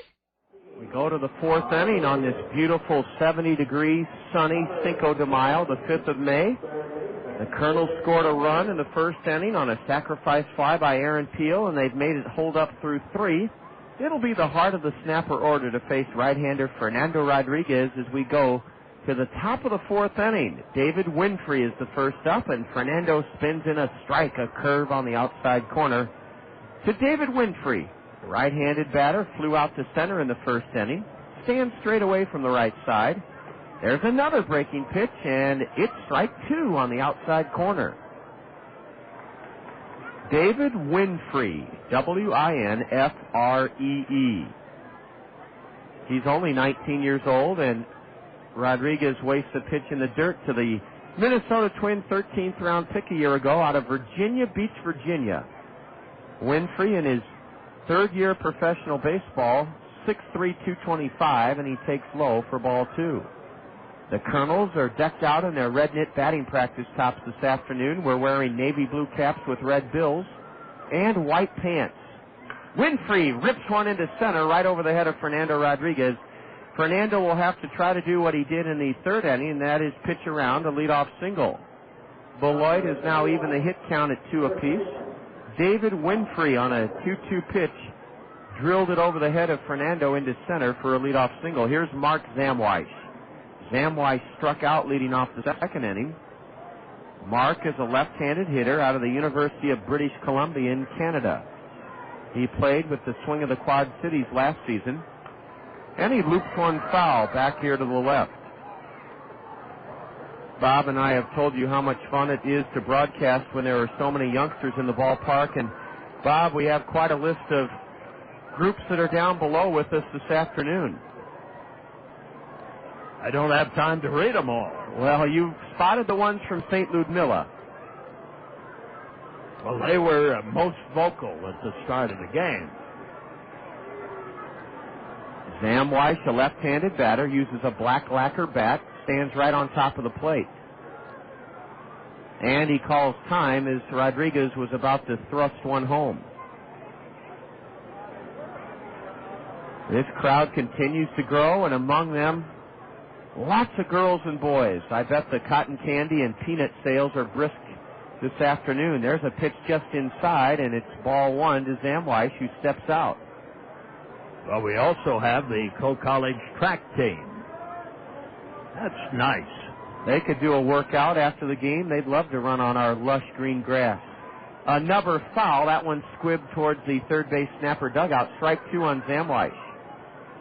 Well, they probably have a pretty rigorous workout planned over at Co for later this afternoon. It's right. This is the time when you make or break your track season. If you're a collegiate athlete, there's about 3.5 weeks left in the Division III track season, track and field season. A throw to first, the runner back safely. Co has a little bit of a problem with that because, as I understand it, the spring term ends the 13th of this month. So the kids they're going to have to hang around for a while. That's right. You have to house them. Here's a deep drive foul down the left field line, and out to the hill goes Michael Collins, the catcher. Dr. Brad Stovey's kids are here this afternoon. The one's young enough to not be in school yet. Becky Stovey's down below. Bruce Downey was here last night. Bob mentioned Sports Information Emeritus from the University of Iowa, George Wines, watching from behind home plate. Rodriguez set at the belt, and he almost hit the batter. Doggone it, he did. He just nipped Mark Zamweiss, and now we're in a heap of trouble. First and second, nobody out. Jeremy Pickrell, a left-handed batter at the plate, and the skipper of this Beloit team, 30-year-old Kevin Bowles, has shown in this series so far that he's not a big fan of the bunt. Certainly isn't. He's had opportunity after opportunity and has not taken up that way of doing it. He wants the left-handed hitter, Jeremy Pickrell, to try and drive them home. Cedar Rapids leading 1-0. Pickrell from Illinois State, a 10th-round Twin draft pick last year, takes a strike, a letter-high changeup from Rodriguez. It's 400 feet to dead center here at Veterans Memorial Stadium. 325 down the right field line, 315 down the left field line, a 16-foot-high padded wall in left leading up to the Randy Keel Confidence Picnic Pavilion that wraps around that left field foul pole. Pickrell chops one to second. The only play for Nate Sutton is to throw to second. They get that runner, and now Sutton, or rather the shortstop, Boyer, fires in behind the runner at third, but he gets back. So the Kernels do get a force at second of Mark Zamweiss. At first, I thought Sutton's only play was going to be at first base, but Nate made a nifty pivot and pegged to second in time to get Zamweiss. Jeremy Pickrell forces a man at second, but now the Snappers have a great chance to tie the game. They have runners at the corners with only one out, and Javier Sanchez, a right-handed hitting catcher with a .250 average, is at the plate. Boy, could Fernando use a strikeout or pop out or a double play here to keep the Kernels ahead 1-0. A double play ball to second. Sutton to short one, on to first, not in time, and it's a tie game 1-1. Bob, I'm not sure if that ball wasn't hit hard enough to be a double play or if Nate Sutton's throw was a little bit offline, and as a result, Rodriguez or Boyer couldn't complete the double play. Boyer was taken out of the play because of an errant throw by the second baseman. It wasn't as snappy as it should have been. It was towards the outfield side of second. Consequently, the shortstop had to step away from the bag and that loused over to first base, and that cost him. Yeah, that loused up the double play possibility. Had they had that throw that Bob described by Sutton to Boyer been a good one, I think we'd have been out of the inning. But instead, Javier Sanchez is aboard on a fielder's choice. He drives in a run, his 8th of the year, and we're tied here in the 4th inning, 1-1. Trevor Plouffe has taken a pitch low for a ball. Now the next one is low and in, ball 2. Michael Collins out to the mound. Physicians Clinic of Iowa is the exclusive health care provider of the Kernels, and they provide us with our injury report here this afternoon. Still shelved on the DL, Mitch Arnold, Kernel relief pitcher, bad elbow. Josh LeBlanc lost indefinitely with a broken left hamate bone in his hand, and also Clifton Remole on the DL with a strained right oblique muscle. Nick Touchstone missed his last start with some tenderness in his left bicep. And that's our Physicians Clinic of Iowa injury report. Ball 3 is outside to Trevor Plouffe, who's a 111 hitter. He singled his last time up. There's a strike on the inside edge. We're tied at 1. The Snappers have a runner at first with 2 out in the top of the 4th inning. Nice to have Mediacom here today, too. They're in Suite 206, so welcome to our friends at Mediacom. And Fernando Rodriguez misses inside, and that walk is his 2nd of the afternoon. He's also hit a batter. Now left-handed hitting Dwayne White, who struck out his first time, has a chance to give the Snappers the lead. Well, after breezing through 3 innings, Fernando Rodriguez has struggled here in the first half of the 4th, with now 2 runners on and 2 out, and the game at 1-1. The wind has picked up quite a bit, blowing from the right field foul pole to the left field foul pole. I'm not sure where that came from, but it's really picked up. Swinging a tip foul at the feet of the batter. Dwayne White, he's out of the University of Kansas, the school that produced former Colonel catcher Brent Del Chiaro. KU, I think, was also home of legendary miler Glenn Cunningham, wasn't it, Bob? Yes, and many others. Wes Santee, Jim Ryan. Was it true that Glenn Cunningham overcame a fire that almost damaged his legs for good as a kid? That's what I thought. Swing and a miss by Dwayne White on a changeup. He's in the hole 0-2. 2 on, 2 out, and Fernando Rodriguez delivers. And a pitch served foul off the railing of the Beloit third base dugout. Count remains 0-2. All three of those milers who ran sub 4-minute miles never were able to set the Drake Relay's mark. They came and would run at Drake, but it was always, they expected a sub 4-minute mile, but it took years and years. Here's a base hit up the middle, and the Snappers take the lead. It came on an 0-2 pitch of all things, and scoring standing up is Javier Sanchez. The Colonel failure to turn the double play has not only cost them a tie, but now Beloit takes the lead. Dwayne White on an 0-2 pitch grounded it past the mound to the left of Billy Boyer into center field, and now Beloit leads it 2-1. Man, it's tough to give up a hit on an 0-2 count, and that's why Kernan Ronan, the Colonel pitching coach, is coming out to try to nurse Fernando Rodriguez through this fourth inning. Well, obviously they want him to go more than 5 innings today because there is nobody in the bullpen. Rob, Wes Santee, before running in his time when he ran in the Drake Relays, he was in a battle with Roger Bannister and an Australian fella to become the first sub-minute 4-miler. And there's been a wonderful book written on the subject.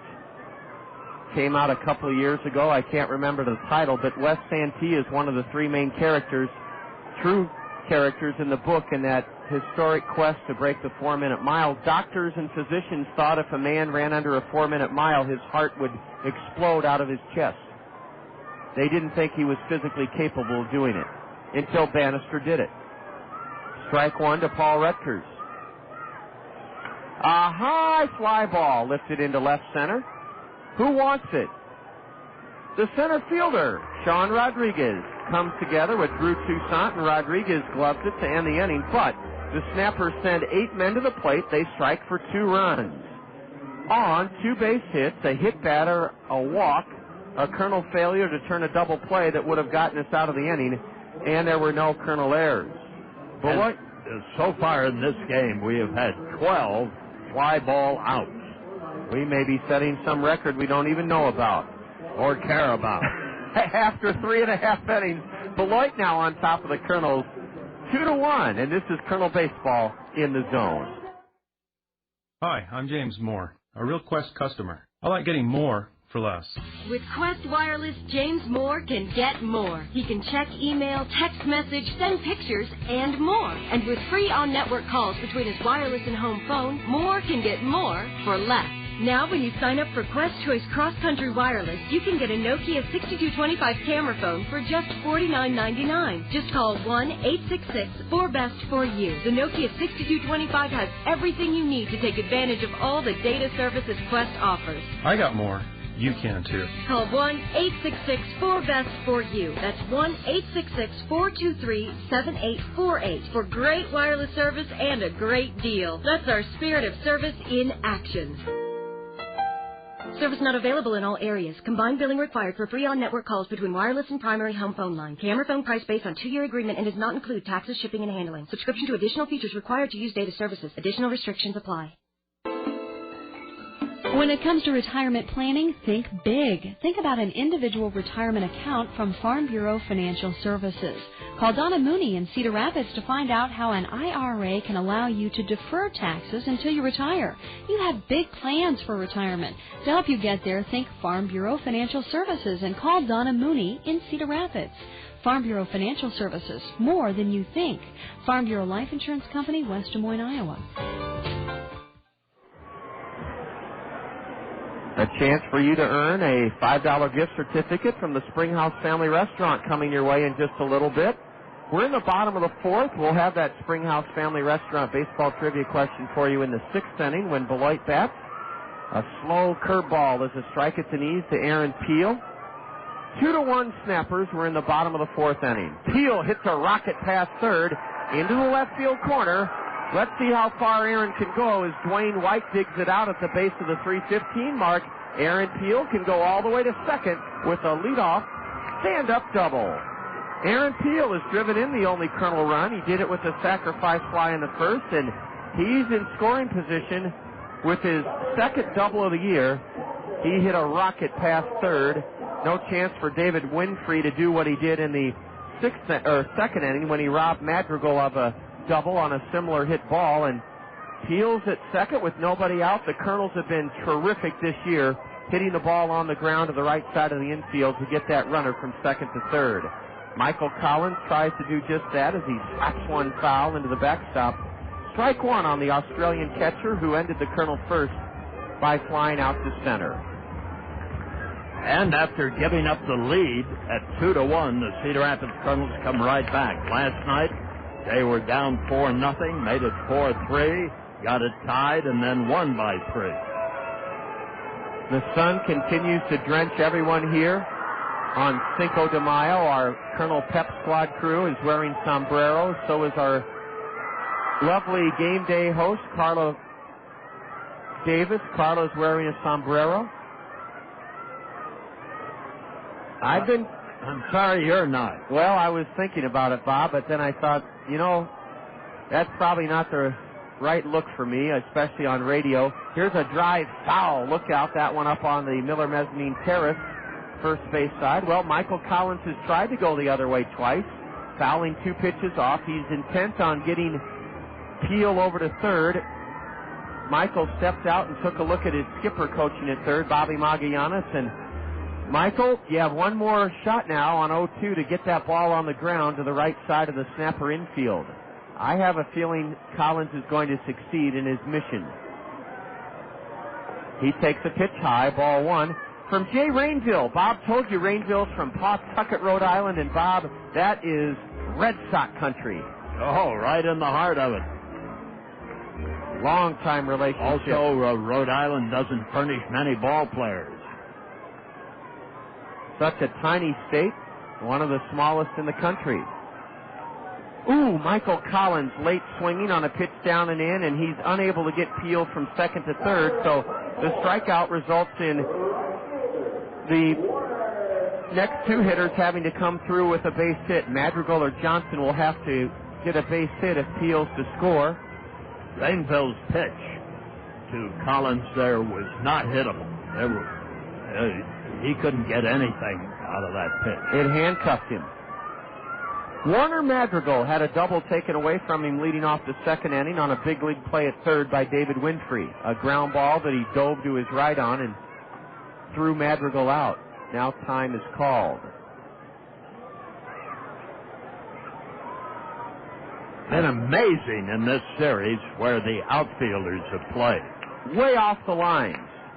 They play Madrigal straight away, but the cornermen, White in left and Pickrell in right, way off the line. A curveball, and Madrigal literally waved at it.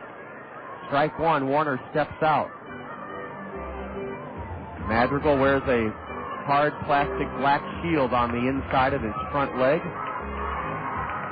Uses a black lacquer bat, wears a couple of white batting gloves. The kids start to whoop it up. And there's a high pop-up to second. Easy for Angel Fermin. He puts his glove up to shield his eyes from the sun, and he catches it. Angel Fermin, the second baseman, retires Madrigal on a pop-up, and now it'll take a 2-out lift from Ben Johnson. Man, you get a leadoff double, and you've got to, at home, get him home. Let's see if Ben Johnson can pick up both Collins and Madrigal and come out with a 2-out bolt of lightning to tie this game. Ben singled his first time up. He's a .211 hitter, a switch hitter batting left with an open stance. Ben Johnson. Well, Peel can get a big lead at second because the shortstop's playing way back. A slow roller to that shortstop, and Plouffe throws in time. There's the athleticism that Bob's been raving about from the 18-year-old Twin first-round draft pick, Trevor Plouffe. He charged that ball and threw out Ben Johnson. He certainly did, and it was a slowly hit ground ball, and Plouffe was way back. He was on the outfield grass and still charged and flipped it underhand and put enough on it to get the run. Kernels waste a leadoff double by Aaron Peel and failed to tie the game. After 4, the Kernels trail Beloit 2-1. You're enjoying Kernel baseball this afternoon here in the Zone. Ahern Plumbing and Heating now offers all their services under one roof. Whether your house needs plumbing work, you're remodeling a kitchen, want to give your bathroom a facelift, or simply need a new air conditioner or furnace installed, Ahern can do it. And you can trust Ahern Plumbing and Heating's professional installation on every project, big or small. Call on the team that Eastern Iowans have trusted for nearly 40 years. The A-Team at Ahern Plumbing and Heating. Call 393-4872. Ahern Plumbing and Heating. The next KCRG TV9 Athlete of the Week, presented by Blair Ridge Dental. Nominate your athlete from any sport at any high school in the KCRG TV9 viewing area by calling Newsline 9 at 365-9999. Nominations are accepted Saturday through Monday. Then Tuesday, see the weekly finalists on KCRG TV9 News at 6. Vote for your favorite nominee by calling City Line. In Cedar Rapids, call 363-7000. Enter category prep. That's category 7737. Or log on to KCRG.com and cast your ballot online. Thursday, meet the winner on KCRG TV9 News at 10. Plus, hear an interview with the newest athlete of the week on Game Day with Scott Unash here on The Zone. And check out the winners gallery posted at thezone1600.com. Catch the KCRG TV9 Athlete of the Week presented by Blair Ridge Dental on KCRG TV9 and here on The Zone, ESPN Radio, 1600 AM. Top of the 5th inning, and Jason Ramos is way in on the grass at third for the Kernels. That's because Angel Fermin, the leadoff batter, well, now he dumps one over the head of Ramos into left, a base hit. No way to defense a little Texas League looper. Angel Fermin, first pitch swinging, has singled in front of Drew Toussaint. And for the third straight inning, the leadoff batter for Beloit reaches on a single. For Rodriguez, that is the 60th pitch. So he breezed through the first 3, but then in the 4th had difficulty, and now in the 5th, a little dump into left field for a base hit. And we'll see what the Rodriguez story is here. Deacon Burns, 6 hits in the series, but nothing for 2 this afternoon. Looks at one high and a snap throw on ball 1 down to first by Michael Collins, and Fermin gets back in safely. Angel has 2 steals and 3 tries. We've just started the 5th inning on the 5th of May, Cinco de Mayo. Remember, Sunday is Mother's Day and a wonderful brunch, an all-you-can-eat brunch starting at 11 in the morning. Here's a shot into center. That's a base hit. Stopping at second is Fermin as Rodriguez gets it back in. And the Snappers are threatening to add to their 2-1 lead as Fernando Rodriguez has given up back-to-back singles to the top 2 in the Snapper order. Well, as this game has gone along, the graph for Fernando Rodriguez continues to go down because he starts at a high level and then runs into trouble in the 4th and 5th. And still nobody in the Colonel bullpen. That's exactly what happened to Fernando Saturday in Davenport. 4 shutout innings, and then the bottom fell through in the 5th inning in a 14-2 Colonel loss to the Swing.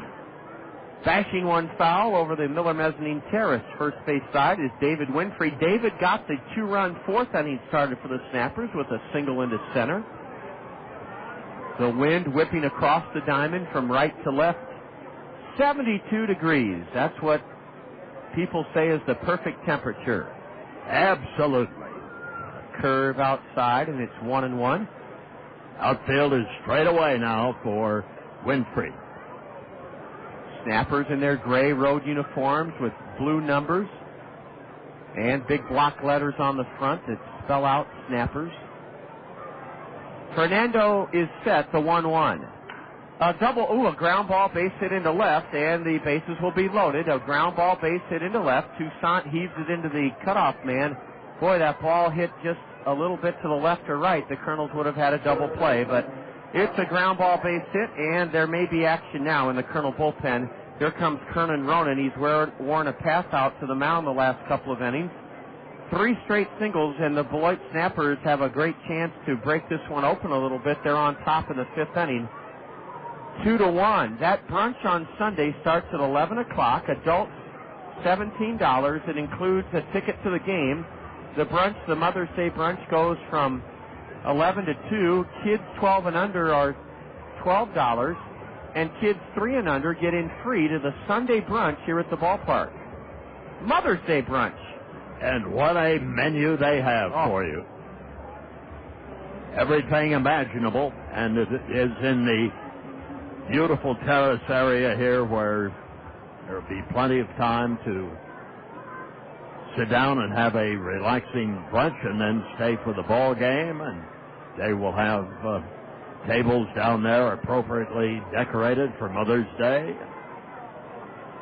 Here's a little looper into right. It falls for a broken bat single. Coming home is Angel Fermin. The throw from Madrigal is a strong one into the cutoff man, and it's 3-1 Beloit. The Snappers haven't exactly hit the cover off the ball here in the 5th inning, but they have 4 straight base hits off the shell-shocked Fernando Rodriguez, and now the Kernels better get somebody up in their right field bullpen because this game is in danger of getting away from us. They're going down now. Francisco Cordova, appropriately enough, a Mexican here on Cinco de Mayo, is chugging down to the Kernel right field bullpen. Boy, Fernando Rodriguez Jr. has just kind of lost it here the last 2 innings.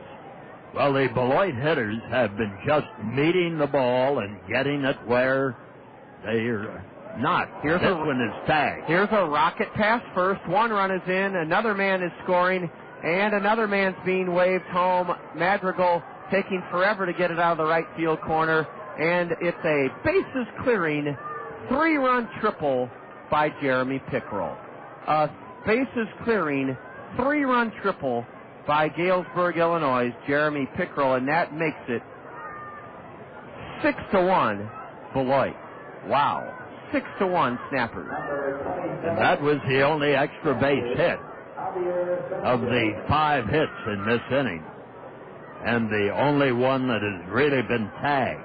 Yes, it was hit hard, a smash between Johnson at first and the bag down the right field line. Warner Madrigal had all sorts of problems getting it out of the corner. Now here's a swing, a vicious hack by Javier Sanchez. Strike 1. He tipped it. 5 straight hits by Beloit, and they've opened up a big lead, 6-1 here in the top of the 5th inning. This has been a troubling trend for Fernando Rodriguez, as all of a sudden he's sailing along, and as Bob said, his graph goes down like he's a patient in the hospital losing blood pressure, a bunch of hits. Well, he'll have to solve his middle inning difficulties because this is the second time they've surfaced in as many starts. Ball 1 outside to Javier Sanchez. Right now he doesn't have a pulse. No pulse for Fernando. 6-1 Snappers. The Kernels have to get Cordova ready quickly. A curve, and that one's popped in the air to third. Easy play behind the bag in fair ground for Jason Ramos. And hallelujah. That's the first out. Yes, the first out after 5 straight hits. But a big out because Jeremy Pickrell had to hold at third. He's there with 1 out for Trevor Plouffe, and I look here for a suicide squeeze. Well, Plouffe has had 2 hits today, so that average is going to creep up over 200. Trevor takes ball 1 low. Francisco Cordova should be just about ready. Well, not quite. He still looks like he's cranking it up in that Kernel right field bullpen. It takes some guys 20 pitches to get ready. 25 pitches. Strike 1 to the batter. Infield in for the play at the plate. 6-1 Beloit. A pitch in the dirt. Michael Collins is able to pounce on it as it rolls 15 feet to his right. And fortunately for the Kernels, Pickrell held at third. Prairie High School, Wilson School Club, the drop-in program, the Melrose Daycare, Central City Schools, Kelowna Elementary, among those here today. Pitch almost hit the batter. Ball 2 to Trevor Plouffe. Plouffe wears his gray road slacks all the way down to his shoe tops. He's batting with the Colonel infield in. Strike 1 or strike 2 called on the outside corner, and a full count now to Plouffe. Fernando Rodriguez on the ropes here in the top of the 5th inning. He has now surrendered 6 runs today on 8 hits, 5 of them in this inning. Plouffe 6'1", 170. Takes strike 3 on the outside corner, so there's some life left in Fernando Rodriguez. Yep. He's been able to get a weak fly out in the infield and a strikeout, but in between, there was a bases clearing triple. One of the most exciting plays in the game. When the bases are loaded, you get a triple, everybody's moving. Taking a pitch downstairs is Dwayne White, left-handed batter. He's the 8th man to bat here in the Snapper 4-run 5th inning. The wind is now blowing out towards right center. A pitch tomahawk down the line and left, drifting over and back. Now to the warning track is Toussaint, and he drops it. He drops it. And it's 7-1. It'll be a double for Dwayne White. That ball got up into the wind, Bob. Toussaint still should have caught it. He just kept going back, further back, into the wall, and then he reached up and got a glove on it. I thought he should have caught it. Well, the way to play that is for the outfielder to go back to the wall immediately and then start coming in if necessary. You've got to position yourself so that you have a play on the ball, whether you catch it or not. And the ball carried away from Toussaint because he had his back to the infield. And it's 7-1. They rule it a double, although Drew would tell you he should have caught it. 9th man to bat is Paul Rechters. He chops one foul off the railing of the Snapper third base dugout. Beloit was here at 9:30 or 9:15 this morning. Kevin Bowles, a no-nonsense guy, said, hey, we better get the blood flowing for a noon start. And the Snappers were here at 9:15 this morning. The 0-1 to Rutgers is pounded to third. Ramos backs up and stabs it. Jason's long throw is not in time. Not in time, and the Snappers have batted around here in the 5th. I think, Bob, Jason Ramos thought he had more time than he had. I'm not saying he nonchalanted it, but there wasn't any urgency in his throw. Well, it's an error on the third baseman. And the Snappers have batted around. Dwayne White goes to third. You can't wait on those plays. No. Jason, first of all, had to back up on it. That's okay if you have to, but then he really did hesitate and didn't have a good throw. It was to the home plate side of first. And now the man that got all this trouble started with a base hit in his left field, Angel Fermin, bats for the second time. It's 7-1 Beloit. Boy, I thought after last night's here's a ground ball shot up the middle. That's a base hit. And now the Snappers are making a laugher of this. A runner trying to go from first to third. He's safe. And now the batter goes to second. There'll be a error charge to the Colonel on that play. It is now 8-1. And I was about to say, Bob, on the base hit by Fermin, his second hit of the inning, I thought the Colonels might be really jazzed up about their come-from-behind win last night. But we've kind of sunk back into our old habits of playing poorly at home.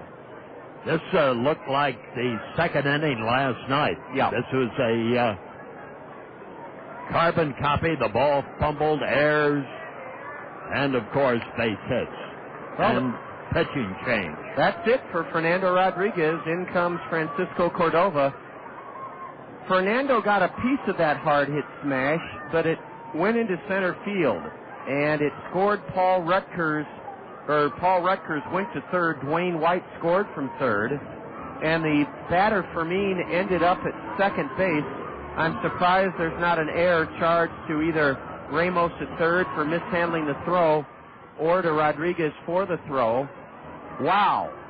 An explosion here in the 5th inning by the Snappers. They have scored 6 runs, and they lead it 8-1. The new pitcher is Francisco Cordova. Well, Fernando Rodriguez, a disappointing outing, 4 2/3. So far, he's surrendered I have 6 runs scoring in this inning. The scoreboard has 5. Yep. I'm almost sure, though, 6 runs have scored in this inning.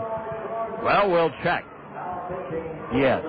There we go. The scoreboard agrees with us, Bob. 8 runs. Well, no, we won't check.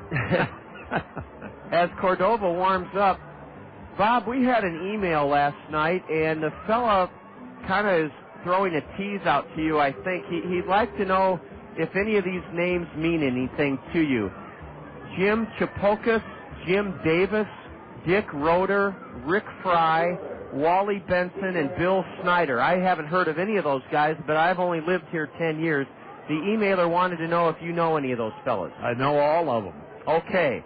Well, his tease to you and our listeners, he wants to go back about 20, 25 years to the rebounders? Yes! Okay. Well, I'll have you talk about that as we go along here, since this one's turning into a little bit of a blowout, at least now. Okay. It's 8-1 Beloit. The batter, Deacon Burns. Yeah, our emailer said, John, you and Bob seem to have struck up some nice conversations on the air. How about talking about these fellas? Hey, 1 pitch and we're out of the inning. Francisco Cordova gets Deacon Burns on a weak slow roller to second. Nate Sutton threw the batter out, but 11 men bat in the snapper 6-run inning. They score 6 runs on 1, 2, 3, 4, 5, 6, 7 hits. They knock out the Kernel starter. There was 1 Kernel error, and Beloit leaves 2 men on. They've stranded 6. Well, we'll get the lowdown on a subject I know nothing about.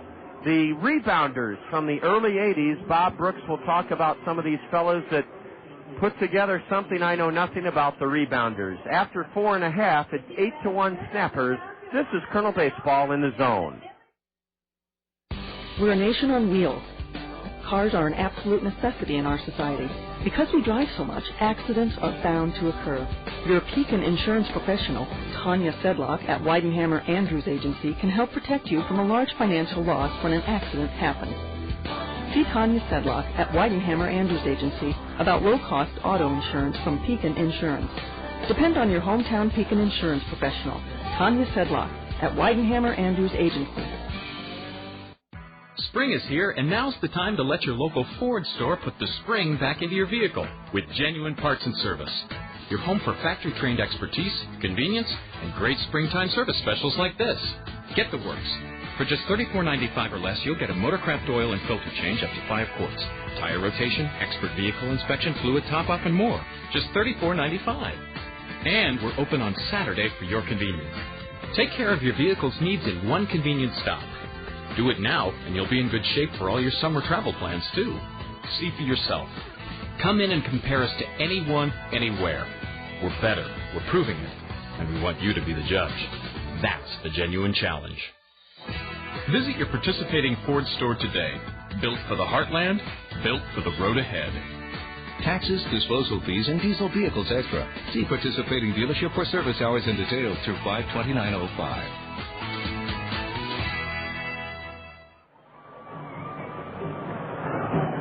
We go to the bottom of the 5th. The Snappers knocked out Kernel starter Fernando Rodriguez in the top of this inning. 6 runs on 7 hits and a long hill to climb for the Kernels. Bob, you noted that Bobby Magallanes gathered the troops around him in the Kernel dugout like he did last night. Yes, he had a quick rundown and told them, I imagine, to get with it, as Billy Boyer is the first hitter for the Kernels in the last half of this inning. The last of the 5th. Billy had 3 doubles last night, drove in 4 runs, and it's 0-2 to Billy Boyer. 19-year-old Jay Rainville now has a comfortable 7-run lead here in the middle of the ball game. The 0-2 to Billy is outside. Well, Bob, those names, Wally Benson, Bill Snyder, Rick Fry, Dick Roeder. Here's one I forgot, Jim Davis, Bill DeCock, and Jim Chapokas. I'd like you to tell our listeners what those fellas did, I suppose, along with you. I wasn't around here 20, 25 years ago. Swing and a miss by Boyer, strike 3, 1 out in the 5th inning. Well, it was a group that started to promote a senior basketball banquet in the days of Lute Olson. At the end of the year, we would honor the senior players with an evening and some trophies or gifts, and we started to have that on an annual basis, and then the NCAA passed a rule that you couldn't do that. Oh, for goodness sake. Here's a ground ball deep in the hole at second, and gliding niftily to his left to take a hit away from Ramos is Angel Fermin. Ramos grounds out to second, and quickly 2 gone in the Kernels' 6th inning. In the Kernel 5th inning. Bob, that nothing is illegal about trying to say thank you to kids, is it? Well, you know, my rule about the NCAA is that if you get up in the morning, it's a violation. Well, I remember Brian Bosworth, when he was banned from the Orange Bowl 15 years ago, put on his headband in the Orange Bowl, NCAA, National Communist Athletic Association. And we're not taking pot shots at the NCAA. They have a tough job. There are people who would cheat, as Rodriguez is hit by a pitch. But, Bob, the name of the group was it the Hawkeye or Cedar Rapids Rebounders? No, we just called them the Rebounders. And these gentlemen, after that, we'd had a little sampling of promoting something, so we got together and decided that we would promote a college all-star basketball game. Oh, after the banquet idea was nixed by the NCAA. Yes, we took on a little more than we could chew, but we decided at the 5 seasons, that was the name of it in those days, sure. It's U.S. Cellular now, we decided we would have this game matching college seniors, the East against the West, or the Big Ten against the country, and whatever formula we could come up with. And we would bring in senior college players from across the country and have a all-star game. And we had 3 of them. What a treasure for this community as the number 2 hitter, Nate Sutton, takes the pitch outside. Now Rainville, the right-hander, fires a strike. The sun is peeking in and out on this beautiful Cinco de Mayo, Thursday, May 5th. It's 8-1 Snappers. Sutton looks at a pitch at the knees, a strike. Bob, this sounds like something that you really didn't bite off more than you can chew, because you said you had the All-Star game 3 years? We had it 3 times, and we brought in our coaches and broadcasters were much better than the players we had here. Really? Well, you must have had some big names then. Yes, we did. We had Bob Knight here, and we had Dick Enberg here, and we had Billy Packer here. Here in Cedar Rapids? Oh, yeah. I never knew such a thing. The 1-2 pitch to Sutton, he fouled the last one back as a changeup in the dirt. 2 out, runner at first for the Kernels, who are playing before a boisterous young audience this afternoon on Cinco de Mayo. We had Al McGuire here. Did they broadcast the game on local radio, or did No, we had a syndicated television deal. My goodness, live from Cedar Rapids, Iowa, the Rebounders bring you the ACC Big Ten Classic. I can hear it now. Yeah, that's what it was. That's big stuff, Bob. Yeah. I never knew of that. This fellow that emailed us said, run this by Brooksy. I think he'll recognize these fellas' names. Oh, well, I've played golf with all of them. They sound like real benefactors. I have been their benefactor on the golf course. They beat me like a drum. Ball 3 is high to Nate Sutton. There goes the runner with 2 out, and strike 3 to the Colonel second baseman. Nate Sutton is caught looking, and that strikeout is the 3rd of the day for right-hander Jay Rainville. You'd never know he was 19, but you can see why the Twins made him a first-round draft pick. In the 5th, no runs, no hits for the Kernels. A 2-out hit batter, Sean Rodriguez. There were no errors committed by Beloit, and the Kernels leave a runner, our 4th stranded. The 6th inning's ahead, and that means our Springhouse trivia question. Bob will keep enlightening us about something I knew nothing about. The Rebounders from the early 80s, a wonderful basketball tournament here in Cedar Rapids. It's 8-1 Snappers after 5, and this is Kernel Baseball in the Zone. Cedar Rapids' oldest wholesale greenhouse is also Cedar Rapids' newest full-service landscaping center. Cedar Rapids Greenhouses has been serving eastern Iowa wholesalers for 50 years at the corner of Johnson Avenue and Edgewood Road behind Guppy's on the Go. Along with their garden center and brand new floral shop, Cedar Rapids Greenhouses offers a full selection of landscaping products and services. If you're searching for the right beautification project, let the trained landscape designers at Cedar Rapids Greenhouses help you create a unique plan for your home improvement efforts. They will work within your budget and taste, and they do free estimates. If you want to do it yourself, walk through their expansive 4-acre in-town location and choose from a wide variety of trees, shrubs, or blooming plants. Cedar Rapids Greenhouses has a full line of annuals, perennials, and a variety of magnolias, maples, and lilacs. For the highest quality and wholesale prices, see the difference at Cedar Rapids Greenhouses, Eastern Iowa's newest garden center, floral shop, and full-service landscapers. Corner of Johnson Avenue and Edgewood Roads Northwest. There's a reason Dick Ramsey is the #1 home seller for the #1 real estate company, Skolman Realty. It's because Dick Ramsey works harder for you than anyone to make selling your home easy for you. Take Dick's one-of-a-kind home trade program. Buy one of Dick Ramsey's homes and Dick will buy yours. Dick Ramsey provides 2 other unparalleled services: a free 1-hour telephone loan approval and a free 1-hour telephone appraisal on your property. Dick Ramsey of Skolman Realty, the #1 home seller for the #1 real estate company. Francisco Cordova came in to relieve a rather shell-shocked Kernel starter, Francisco Rodriguez, and he got the final out of the big inning for Beloit, a 6-run 5th inning. First pitch swinging and hitting a high can of corn into straightaway center for Sean Rodriguez is David Winfrey. 1 pitch, 1 out here in the snapper 6th inning. A chance for you to earn, as we do all the time in the 6th inning, a prize from the Springhouse Restaurant. If you've won our Springhouse Family Restaurant trivia question already this season, please don't call in this afternoon. We have had 11 different winners, and we'll have our 12th this afternoon. New at the Springhouse, during the morning, chicken fried steaks covered with sausage gravy served with eggs and toast. That's chicken fried steaks covered with sausage gravy served with eggs and toast. That's new at the Springhouse in the morning. It's 3-0 suddenly to Mark Zamweiss, left-handed batter. Francisco Cordova on the mound, 6'3", 231, out of Mexico. Was at Provo last year. Francisco pitched 3 scoreless innings in the Kernel 4-2 loss here on Monday night. The 3-1 pitch to Zamweiss is fouled off to the left. Souvenir for the kids. And the count full. We'll give you our Springhouse trivia question near the end of this Beloit 6th inning, and then you can call in with your answers. But remember, the reward, if you get it right, is a $5 gift certificate to the Springhouse. Cordova pulls the string on Zamweiss, gets him swinging on a changeup. Beloit leading the Kernels 8-1 on 8 runs, 10 hits. The Kernels have a run and 3 hits. We'll give you our Springhouse question here in just a second. The American Red Cross in the Plaza section today, too. The Villages at Marion.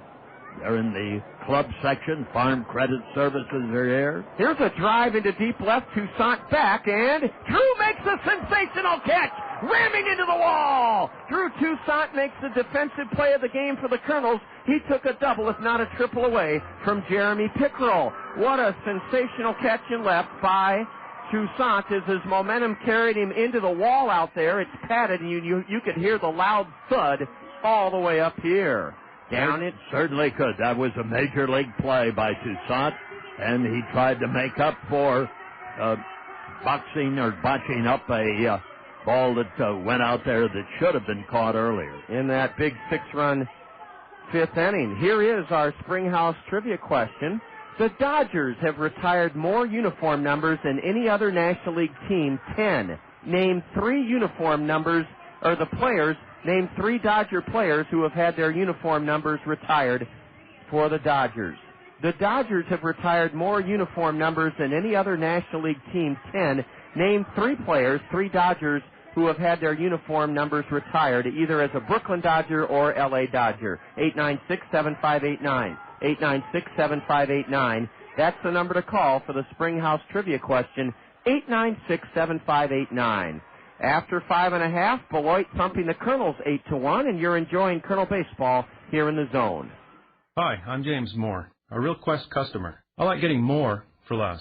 With Quest Wireless, James Moore can get more. He can check email, text message, send pictures, and more. And with free on-network calls between his wireless and home phone, Moore can get more for less. Now, when you sign up for Quest Choice Cross Country Wireless, you can get a Nokia 6225 camera phone for just $49.99. Just call 1-866-4BEST-4U. The Nokia 6225 has everything you need to take advantage of all the data services Quest offers. I got more.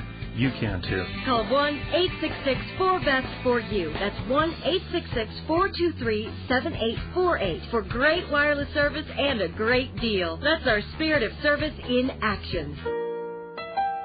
Service not available in all areas. Combined billing required for free on-network calls between wireless and primary home phone line. Camera phone price based on 2-year agreement and does not include taxes, shipping, and handling. Subscription to additional features required to use data services. Additional restrictions apply. North Country Steakhouse will open early on Sunday, May 8th.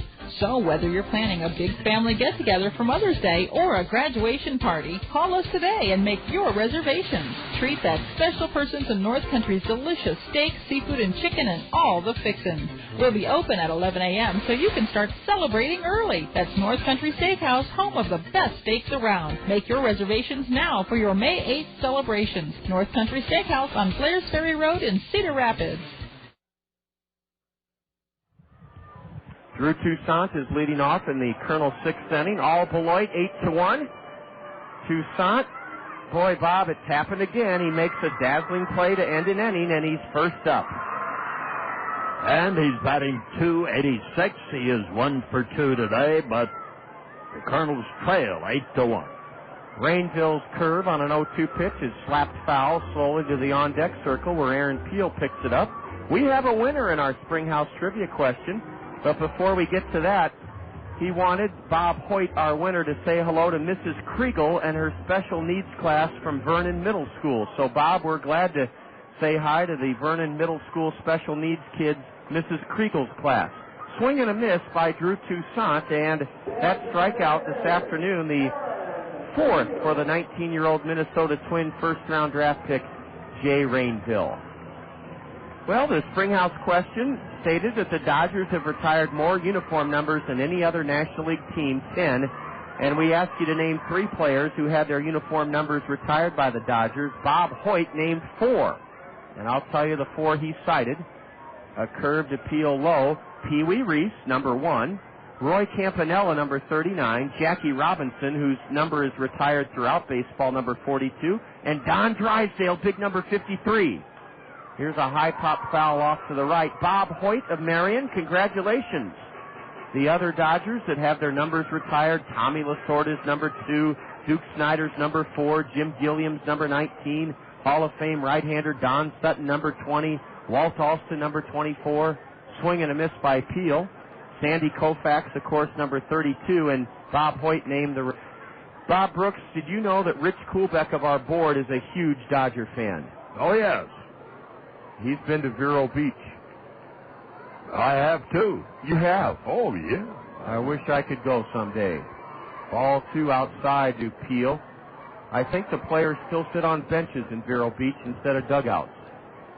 Yes, sir, and the place is not exactly up to date. Yeah, it's the way it used to be from the 50s and 60s.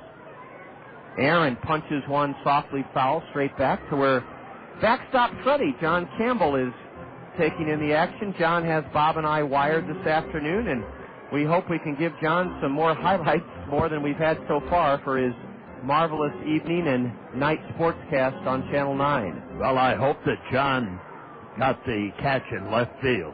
Yes, that's a highlight. Here's a number to second. Easy play for Fermin, and he tosses out Aaron Peel. That's 2 out in the Kernels 6th inning, nothing shaking. It's 8-1 Beloit.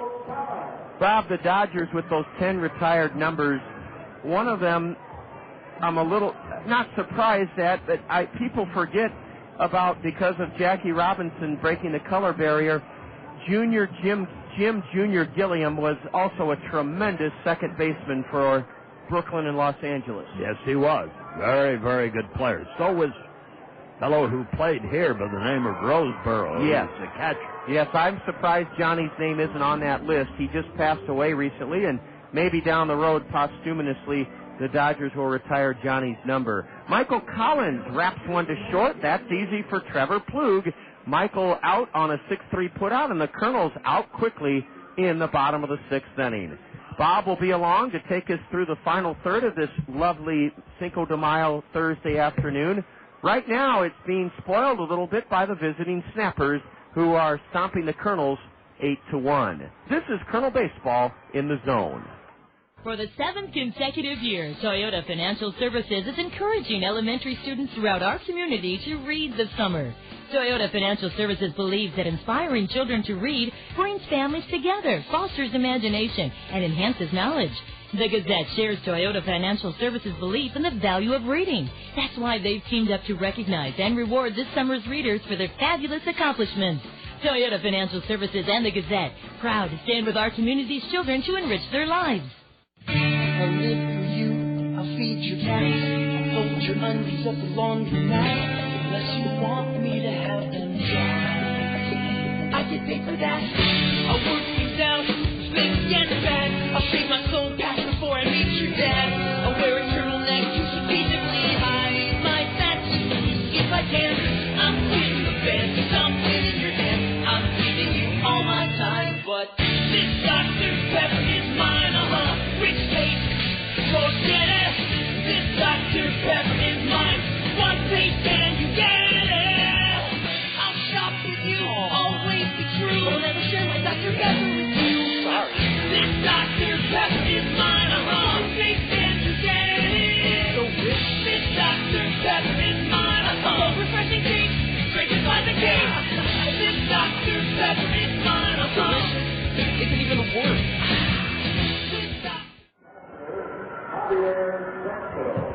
And we start the first half of the 7th inning with Javier Sanchez as the first Beloit snapper batter. Beloit has been very, very impressive in this series with the runs in bunches. They have, this is a ball club that is 50-50, but I would think with the pitching they have shown here, they ought to be in the divisional race. With the count of strike one, the next pitch is low and outside, goes back to the screen, and we go even at 1-1 with Sanchez, who was flied out, grounded out, and walked. Swing, and he didn't get it. Ball one and strike two. The 7th inning here at the ballpark. And a large 6 spot on the board for Beloit in the 5th inning. Takes a cut and fouls it back. Nobody on, nobody out, and Sanchez, the catcher, who has caught each game this series. There's the pitch. Low and outside. Burlington will be here tomorrow with a 6:30 start. The Bees are a half game behind the Kernels in the Western Division standings. Their record 10-15. We're 11-15. This curveball is inside and high from Cordova.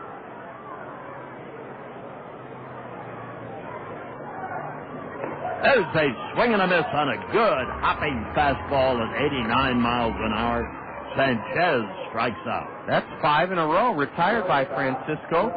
2 real rocky outings to start with the Kernels a couple of weeks ago, but now he seems like he may be able to help our bullpen. And now we have Trevor Plouffe, the shortstop, 2 hits, and he has struck out once. Takes this pitch for a strike. Bob, getting back to the rebounders that you and those civic leaders helped initiate back in the early 80s. Was it, you didn't get Bobby Knight and Al McGuire and Dick Enberg and Billy Packer, they didn't come for free, or did they come for... Oh, no. They were paid. But not a great deal. A fly ball in foul ground is caught by Warner Madrigal. 2 men are out. You know, in a way, Bob, you were ahead of your time because there weren't a lot of all-star classics, I'm sure, when you helped found the Rebounders. What would the U.S. Cellular, or what would the Five Seasons Center draw for the All-Star game? 5,000 or 10,000? Well, we sold it out. Oh, you did? Great. Yeah. And, of course, the funds that we were able to generate went to charities. Oh, that's and, wonderful. There wasn't any, we didn't promote it for profit. And all of those gentlemen are still working in Cedar Rapids and playing excellent golf. There's a swing and a drive that is caught in center field by Rodriguez to retire the side. A lot of fly ball outs on this lovely day. 2 in this inning, 1 to right and in foul territory, and 1 to center field, and no runs and no hits, no errors and none left. And it's time for the kids to get up. And the parents and the relatives and the fans of baseball here in Cedar Rapids, and it's 7th inning stretch time.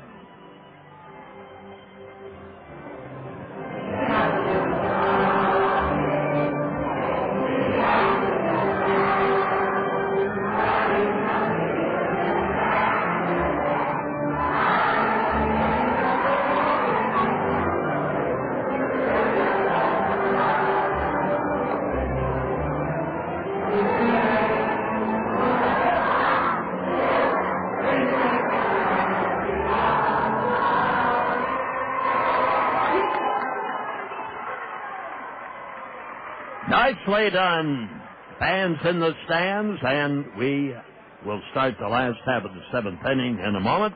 You're listening to Kernel Baseball in the Zone. Yes, spring is here. So is the bulky item cleanup in Cedar Rapids. Only specific wood and plastic articles are being accepted. The complete list is on the flyer you recently received in the mail. Be sure to check that flyer before putting out any items for city crews when they come to your neighborhood. If you have appliances, tires, and scrap metal you want to get rid of at no charge, follow the instructions on the back of the flyer. This reminder from your friends at Cedar Rapids Solid Waste and Recycling. Spring is here, and now's the time to let your local Ford store put the spring back into your vehicle with genuine parts and service. Your home for factory-trained expertise, convenience, and great springtime service specials like this. Get the works. For just $34.95 or less, you'll get a Motorcraft oil and filter change up to 5 quarts, tire rotation, expert vehicle inspection, fluid top-up, and more. Just $34.95. And we're open on Saturday for your convenience. Take care of your vehicle's needs in one convenient stop. Do it now, and you'll be in good shape for all your summer travel plans, too. See for yourself. Come in and compare us to anyone, anywhere. We're better. We're proving it. And we want you to be the judge. That's the genuine challenge. Visit your participating Ford store today. Built for the heartland, built for the road ahead. Taxes, disposal fees, and diesel vehicles extra. See participating dealership for service hours and details through 5/29/05.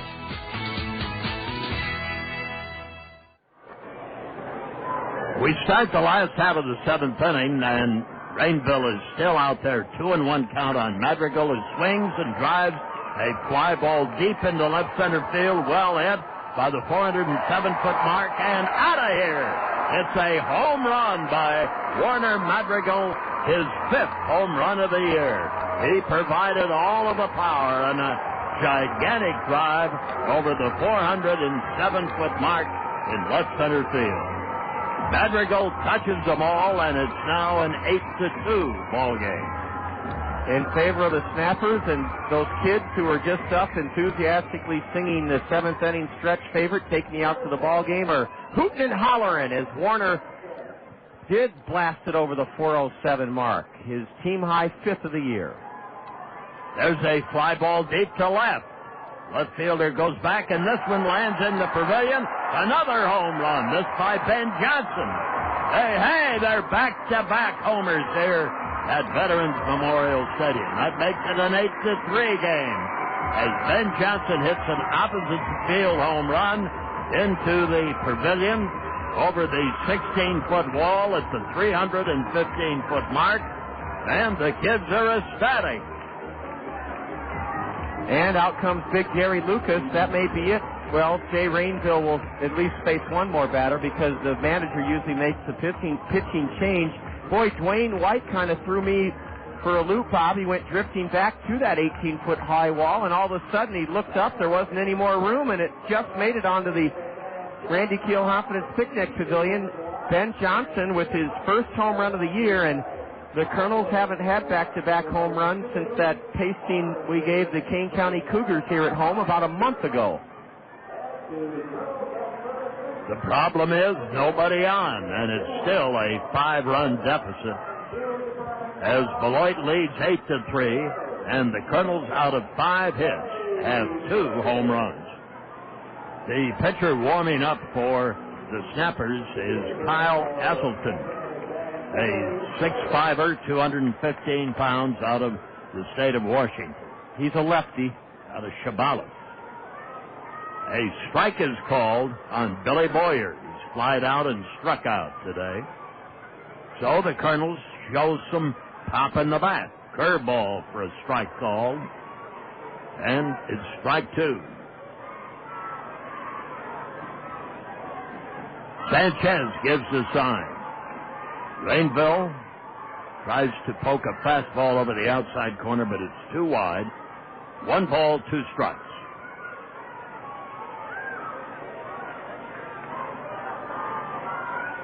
The pitch, curves, swings, and misses.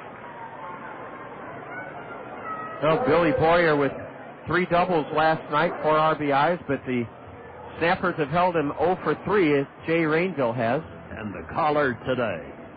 That's the way this game goes.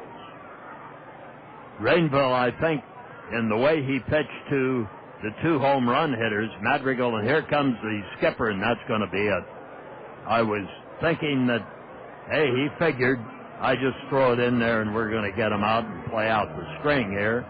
But the Kernels came up swinging and attacking, and Madrigal and Johnson hit back-to-back home runs. And after 6 1/3, Jay Rainville leaves, and a left-hander, Kyle Asselton, comes on for Beloit. Left-hander. The final line for the starter, the 19-year-old first-round twin draft pick Jay Rainville. Bob said 6 1/3. He gives up 3 runs on 5 hits, back-to-back home runs in this Kernel 7th. Rainville struck out 5 Kernels. He walked 1 and he hit a batter. And this lefty, Kyle Asselton, from the state of Washington and went to school in the Pacific 12 Conference. Certainly did, from the Pac-10's member, Oregon State University. Asselton on the year, 2-0. This is his 10th appearance. And he played in high school baseball and basketball, attended Lower Columbia Community College, and he was 15-1 there with a 0.77 ERA.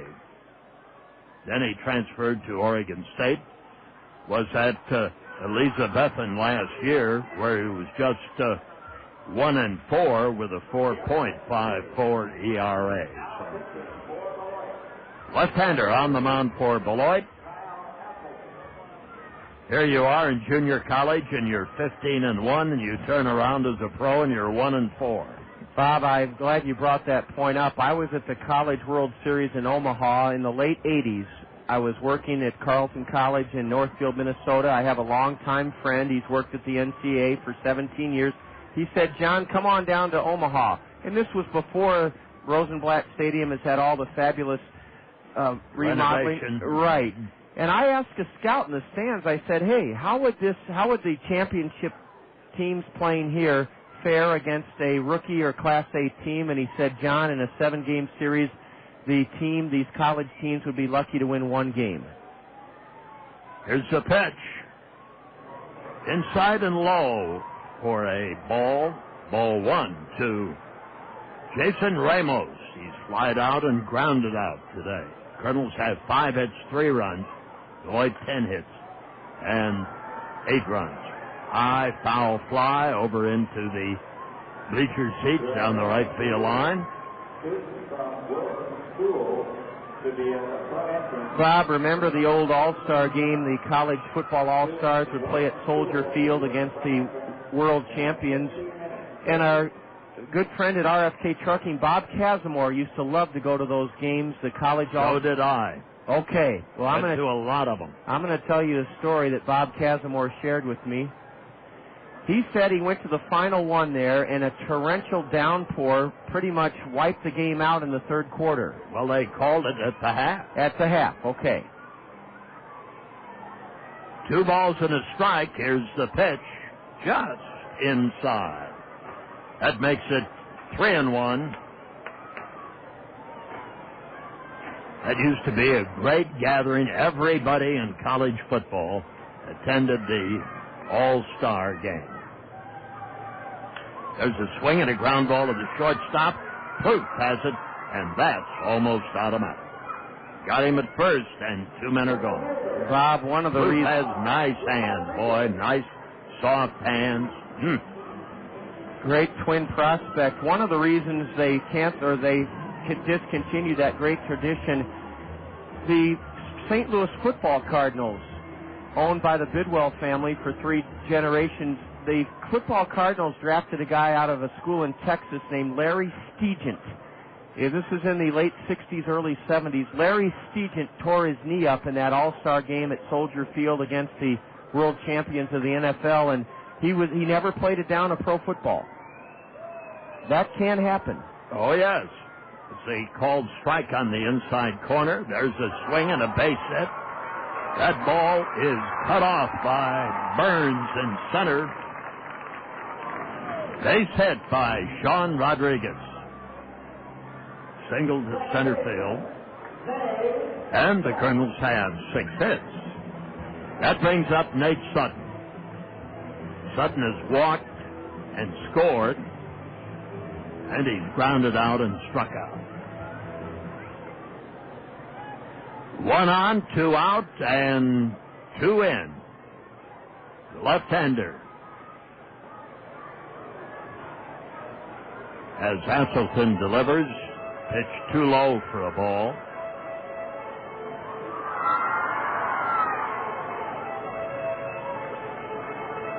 Yes, sir. It was it was the Congress of College Football, that All-Star game, and the pitch gets away from the catcher. He can't find it, and the second baseman found a runner going by him into second, Sean Rodriguez. So it'll be a stolen base, or either a pass ball or wild pitch. I'm not sure how they'll rule it. The runner was starting before the pitch was stolen. Then I say stolen base, Bob, if he was going, yes. Hasselton the stretch, and the Beaver of Oregon State delivers.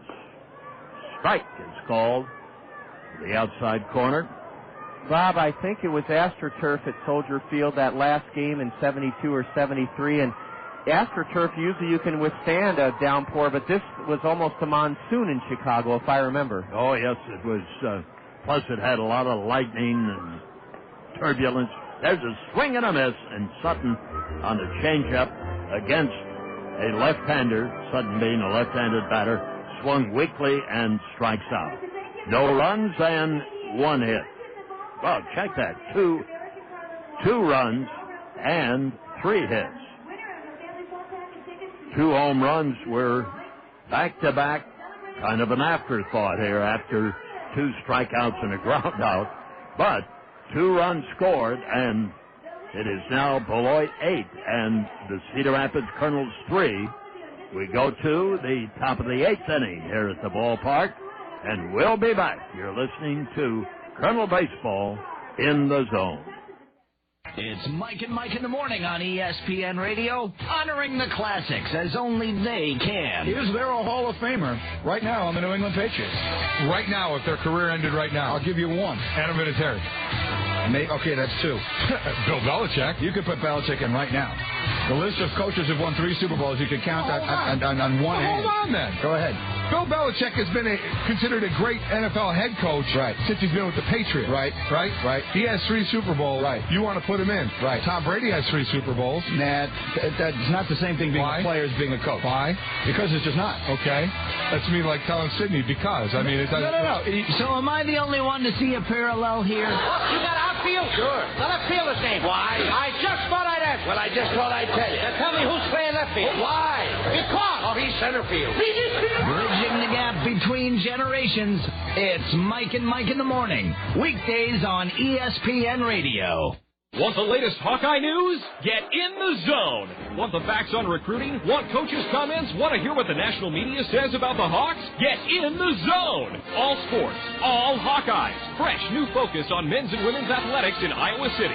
It's the Zone's Hawkeye Update. Thursdays at 3:30 on the 19th hole with Scott Hunash. It's presented by Welters and the University of Iowa Hawk Shop. The Hawkeye Update, only here on The Zone, ESPN Radio. You're in the zone.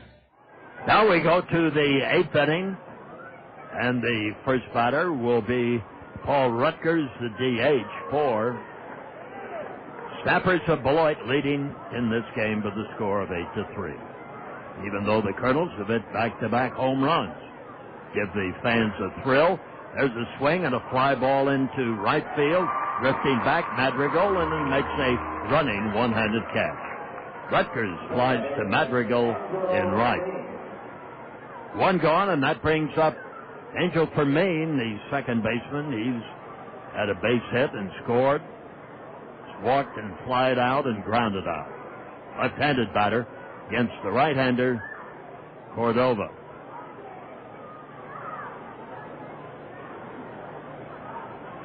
We've been talking about the College All-Star game with John Rogers, the football game, that is. You know how it started. No, I don't. It started because of the All-Star baseball game that started in Chicago. And Arch Ward, who was the sports editor of the Tribune, who helped start the Major League All-Star game, also was the man and the architect for the College All-Star game. John Campbell, I'm sorry. I think I've let my microphone drop, but we hope you got the highlight of the Drew Toussaint catch, John. No. How about the home runs? Yeah. He gives a thumbs up, I think. Okay. Ball 3, strike 1 to Angel Fermin. Sig him, John. Let's go get him. Strike gets called, and the count is full. Ball 3, strike 2. Top of the 8th. This pitch is outside for ball 4 by Cordova, and walking is Fermin to first. A base on balls by Cedar Rapids. The first runner, the Snappers have put aboard against the Colonel right-handed reliever, Francisco Cordova. Bob, one thing I remember about that All-Star game when I was a kid, apparently the lights weren't modern enough or powerful enough in Soldier Field in the 60s and early 70s. The game, even though you had a color TV, it was in black and white. Oh, yes. The lights weren't that good at Soldier Field. There's a line drive right up above us. We almost got one. Oh, that was close, Doggone it. If I had one of those fish nets, I could have had that one. You bet. Just above Bob's window, or it hit the top portion of his window. But I'd already ducked. I imagine I'd had no chance with the flinch. I flinched, too. Here's the delivery, inside and high for a ball. The first All-Star game I covered was held at Van Dyke Stadium in Evanston, Illinois. The Chicago Bears against the College All-Stars. Sid Luckman was the quarterback. And it rained. There's a strike on the inside corner. The count, ball 1 and strike 2. 1 on and 1 out. Beloit leads Cedar Rapids 8-3. It rained at least 6 inches during the game, and I was up in the second deck. Then I took my parents into the game. There's a ball high and inside, and the L station is the Central Avenue L in Evanston, and it was flooded. Oh, brother. You couldn't get in or out of. You get out of the Evanston, and it's been downhill in Evanston ever since. There's a swing and a high fly ball into shallow outfield, and at second base, taking it is Sutton to record the second out. Bob, my dad said that Dyke Stadium could be one of the coldest places on earth in early November. Absolute, yes. My dad had a friend that went to medical school at Northwestern, and he took my dad to a Wildcat football game one year in November, and my dad said it was colder than the Cleveland Brown game he went to in Old Municipal Stadium. He said Dyke Stadium was every bit as cold as Cleveland could be. Cold and gray. I was doing a football game when my spotter would smoke a cigar during the game, and he flipped the ashes out of the booth, out of the open booth. Kept doing that. There's a swing and a foul down the right field line, and all of a sudden he looked like a little 5'7" professor in a bow tie and a tam.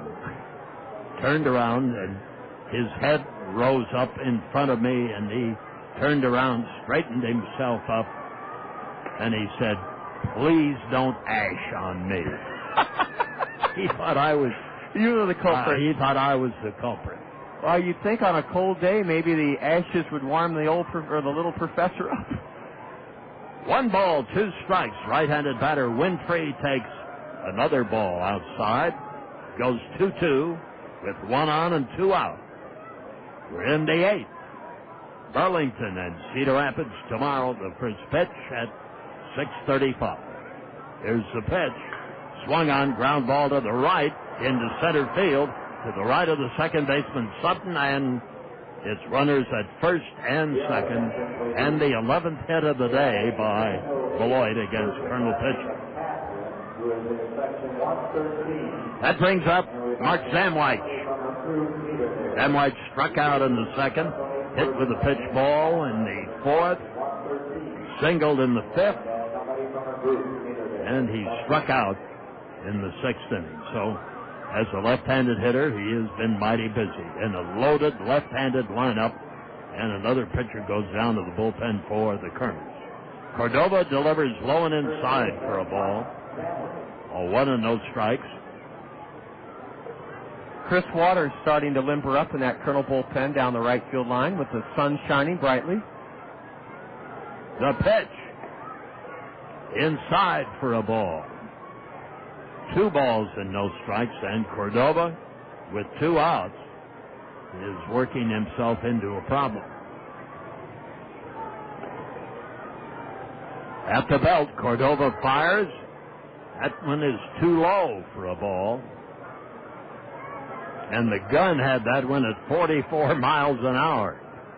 I think I'd have swung at that one. If that reading was right, sure. Even I could have put a piece of wood on that one. Here's the pitch. Outside. Ball 4, and that loads them up. Well, we may have seen the last of Francisco Cordova. He pitched well to get the last out in the Beloit 6-run 5th inning, and then retired 6 in a row, but 2 walks, a walk, a base hit, and a walk, and the bases are loaded with 2 out. Out comes Kernan Ronan, the Colonel pitching coach. I'd like to know how many trips to the mound Ronan has made this week. I'd say at least a dozen. Out there more than the pitchers.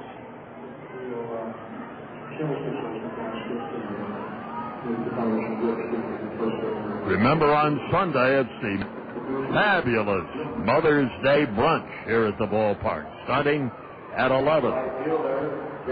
As fine a outlay of Mother's Day goodies as you'll find anywhere, anytime. So, with a game ticket, it's $17.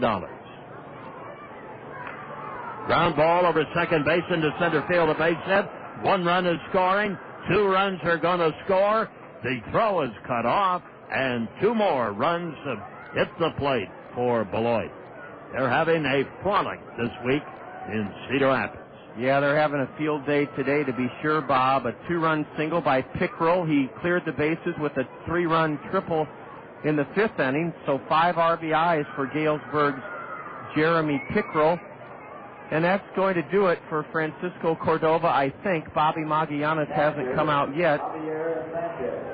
Bob, speaking of Galesburg, when Freddie Mims was inducted into our Hall of Fame during the Canninger Place Hot Stove Banquet, Freddie Mims said Galesburg's Jim Sundberg was largely responsible for getting him to go to Iowa. Freddie Mims is from Galesburg. Yes. There's a breaking ball, low and outside, and the rest is history, as Fred Mims is an integral part of the Iowa Athletic Department, having to do with eligibility and NCAA relations and regulations. He carries a Gone with the Wind size rule book with him all the time. Just like I said, it's a violation to wake up in the morning. That's it. You're out of here. Ground ball to the shortstop. Up with it is Boyer. Flip. And that is it. So the inning ends for the Beloit Snappers offensively, but not until they played 2 more runs, as they come up with, in that inning, only 1-2 base hits. But it's enough to scratch out a 10-3 margin with 12 hits in the game. 10 runs, 12 hits. Beloit, Cedar Rapids, 3 runs, 6 hits. 2 of those on back-to-back home runs by Madrigal and Johnson. So we go into the last half of the 8th inning. You're listening to Colonel Baseball in the Zone. I'm Dave Shea. For 35 years, I was news anchor for Channel 2. Now, with gas prices at $2 a gallon, check out Randy Kill Honda and save with great fuel mileage on all Hondas in stock. The safest family sedan, the Honda Accord, will definitely save the family pocketbook with 34 miles to the gallon. Get even better mileage with a compact Civic, getting you there at 38 miles to the gallon. Or check the amazing fuel mileage of the Honda Civic Hybrid, 48 miles to the gallon, and that's in city driving. Randy Kill Honda has a large selection of pre-owned Hondas, too, all with exceptional fuel mileage. Check them out at www.randykiel.com. Also, Randy Kiel offers a 7-year, 100,000-mile confidence guarantee on new vehicles. You can take my word for it, but you may also want to talk with other Honda owners. They're people you know, your friends, your neighbors, maybe even your relatives. I'm saving on gas prices by driving my Honda, and you can too. See Randy Kiel Honda on Center Point Road, Northeast. Papa John's pizza, it's so good. Better is best, that's understood. Better call Papa John's tonight. Better call Papa, he's got it right. Better ingredients, better pizza. Papa John's. Attention baseball fans, call your local Papa John's for our home run special. Get a large pizza with up to 3 toppings of your choice for only $9.99. Papa John's. Better call Papa.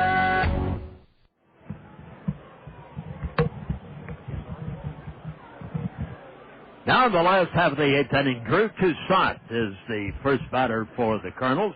He waves at a breaking ball delivered by the left-hander coming on in relief for the Snappers of Beloit in Kyle Asselton. Asselton fires the next pitch that's high and wide, and 1 ball, 1 strike. Just a changeup at 75 miles an hour. Here's the pitch. Toussaint lets that one go by, and it's outside. 2 balls and a strike.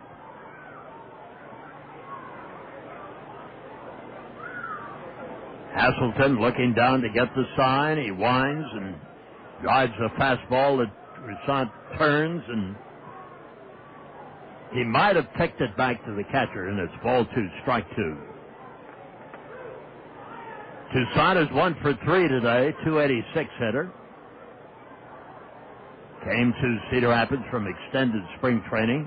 There's a swing and a miss. He was cut up by a sharp fastball. That's the second time that he has struck out. And Aaron Peel, flied out to center field, had a double and is grounded out. Well, last night, Bob and Scott talked about the possibility of remote right now of Hennepin County building an outdoor stadium with a retractable roof. Hard hit ground ball past the second baseman into right field. Right center field for a base hit. Peel singled sharply into right center. And now that Governor Jesse Ventura is off the throne in St. Paul at the state capitol, things may move forward for a Twins' new stadium, but Bob emphasized preliminary. Our Colonel Did You Know question, when Old Metropolitan Stadium in Bloomington, before it was torn down, they played 21 seasons there of Big League Baseball, the Twins, and they drew about 22 million people in 21 years. The structure that is now on the site of the old Metropolitan Stadium, the Mall of America, attracts 35 million people per year.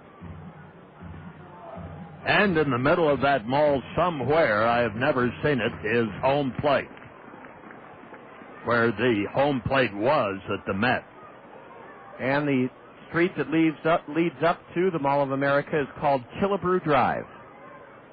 And the count goes 1-1 strike to Michael Collins, right-handed batter.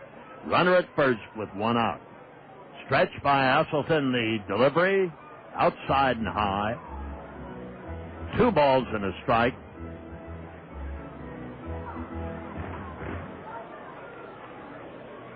I saw Sandy Koufax pitch in the World Series for the Dodgers against the Minnesota Twins at the old Met. There's a swing and a drive into left field. It might be. It is out of here. The third home run of the game by the Cedar Rapids Kernels. Michael Collins gets his home run. First of the year. And a 2-run shot it is. At least this time somebody was on. And he drove that ball over the 350-foot mark in left center field. It cleared the barrier easily. 2 men are plated, and the Kernels now trail with a score of 10-5. And here's Madrigal, who hit his 5th home run of the year, the last at bat. And the snapper lead cut in half to 10-5. And the snappers warm up a pitcher. The swing and a miss. Asselton delivers a changeup. Now the sign given. Here's the pitch. Curve swung on and popped back into the stands. Hops up onto the concourse area, then back into the stands, and the young man got himself a baseball. Popped up right to him. It's your day, my friend. 2 in, 1 out. Madrigal the batter.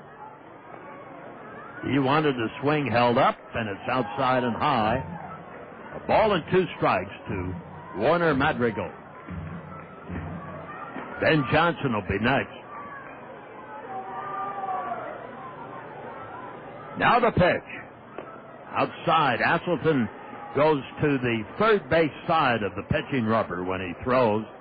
Just barely gets that foot, the edge of the rubber. Ball 2, strike 2. Madrigal.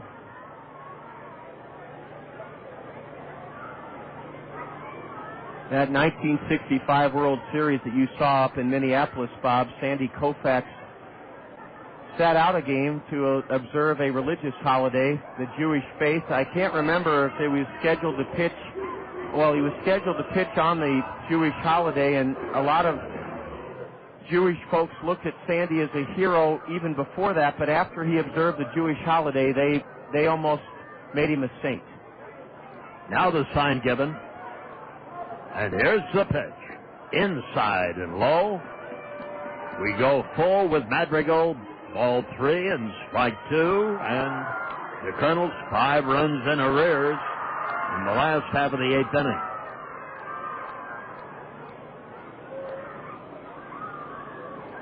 Now the sign given. Here's the pitch. Swung on, and he foul-tipped the ball. Oh, he swung at ball 4, didn't he, Bob? Yes, he did. Ray Scott used to call the Minnesota Twin games along with Halsey Hall and Herb Carneal.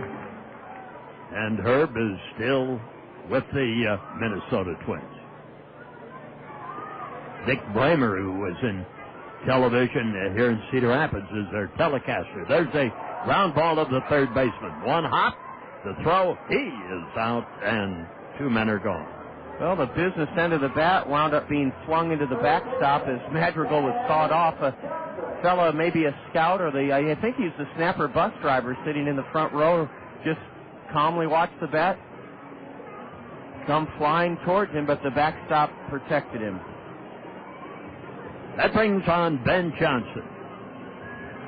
Right-handed batter against the left-hander. Bob, could you tell Dick Bremer had big league talent when he was here in Cedar Rapids? Yes. He does Gopher athletics, too. Is Ray Christensen still at it? No, he isn't. There's a curve for a strike. Ray has written a book, been taken into the University of Minnesota Hall of Fame, and I presume he probably shows up from time to time at WCCO. There's a swing and a high fly ball to left, not deep enough. The left fielder, White, takes care of it, and that retires the side. So there were 2 runs in the inning. Coming home on Michael Collins' first Cedar Rapids Kernel home run. 2 runs and 2 hits, no errors, and nobody left on. We've completed 8 innings here at the Bet. Cedar Rapids Kernel still down, out-hit 12-8. They trail 10-5. You're listening to Kernel Baseball in the Zone. People say that I can't decide things. They are so wrong, but I could be wrong about that. A U.S. Bank check card with checking that pays gives you a choice of rewards, like cash, points for merchandise and gift certificates, World Perks miles, or even sweepstakes entries. Easy decision. I'll take the cash. No, it's a sweep. Sign up at your local U.S. Bank or call 1-800-720-BANK. I've made up my mind to put off my decision. That is final. U.S. Bank. No, wait. See banker for complete details. Member FDIC. When it comes to fun in the new Veterans Memorial Stadium, nothing compares to the Westdale Mall Mix 96.5 FM Home Run Hot Tub. As you bask in the soothing comfort of the Westdale Mall Mix 96.5 FM Home Run Hot Tub, you'll be taking in the action from a breathtaking perch just above the left field wall. Register for your chance to be drawn as the winner of the Westdale Mall Mix 96.5 FM Home Run Hot Tub by visiting Westdale Mall. North Country Steakhouse will open early on Sunday, May 8th. So whether you're planning a big family get-together for Mother's Day or a graduation party, call us today and make your reservations. Treat that special person to North Country's delicious steak, seafood, and chicken and all the fixins. We'll be open at 11 a.m. so you can start celebrating early. That's North Country Steakhouse, home of the best steaks around. Make your reservations now for your May 8th celebrations. North Country Steakhouse on Blair's Ferry Road in Cedar Rapids.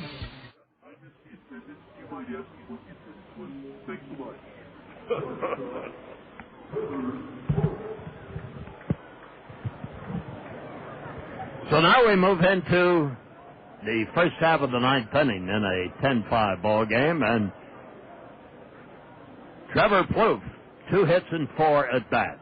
Chris Waters is on the mound for the Kernels and delivers a strike over the outside corner. Second appearance by Waters this week. Here's the pitch. He had a good follow-through on an 86-mile-an-hour fastball, and that, too, is a strike. We go along to strike 2. Chris Waters, right-hander, out of Jupiter High School in Florida. This pitch is outside. 1 ball and 2 strikes. Was selected in the 16th round of the 2004 free agent draft. Was 5-3 last year at Provo. Swung on. He changed up on him on a 74-mile-an-hour changeup, and Plouffe, an 18-year-old who hadn't seen too much of that stuff, strikes out. Michael Kadire played here 5 or 6 years ago in this league as a Fort Wayne Wizard when they were affiliated with the Twins, and Plouffe reminds me of a young Michael Kadire. Kadire's become a very valuable member of Minnesota Twin baseball squad. And the first pitch to the left-handed batter, Dwayne White, is a strike.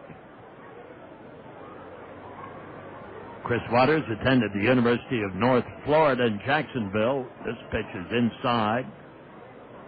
Chris Waters, the third pitcher for Cedar Rapids on this fine Thursday afternoon. The 5th month, the 5th day, the 5th year. Yes. Here's the pitch. Swung on and foul. Bob, somebody told me that it happens just once every century. Well, Mike Dupree, in his Gazette column today, told us all about it. Oh, okay, I'll have to read the Gazette. I was up too early. Was up before it was delivered to my condominium this morning. There's a line drive into right center field for a base hit. It isn't stung quick enough to get between the outfielders. Madrigal gets it back into the infield quickly. 13th hit of the afternoon for the Snappers. Mike Loss, the columnist of the Gazette, is here today. Must be a big game.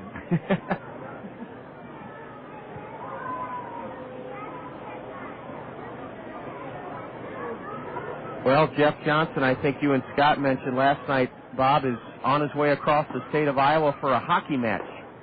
Yes, and the Cedar Rapids Kernels, I am sure, want to wish the best to the Cedar Rapids Rough Riders. We share the same parking lots out here at this wonderful complex that includes Kingston Stadium, and the Kernels root for the Rough Riders, and we hope the Rough Riders do the same thing for the Kernels.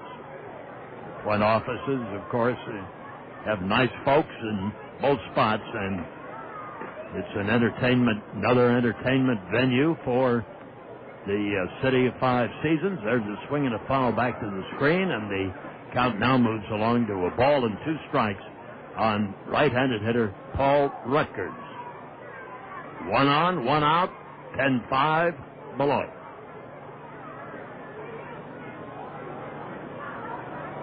Runner leads at first. Here's the pitch. Curveball popped up and into shallow right center. There is Madrigal for the catch. 2 men are gone. Francisco Cordova went 3 1/3 in relief of starter Francisco Rodriguez. Cordova surrendered 2 runs on 2 hits. He struck out 3. He walked 2 Beloit Snapper batters.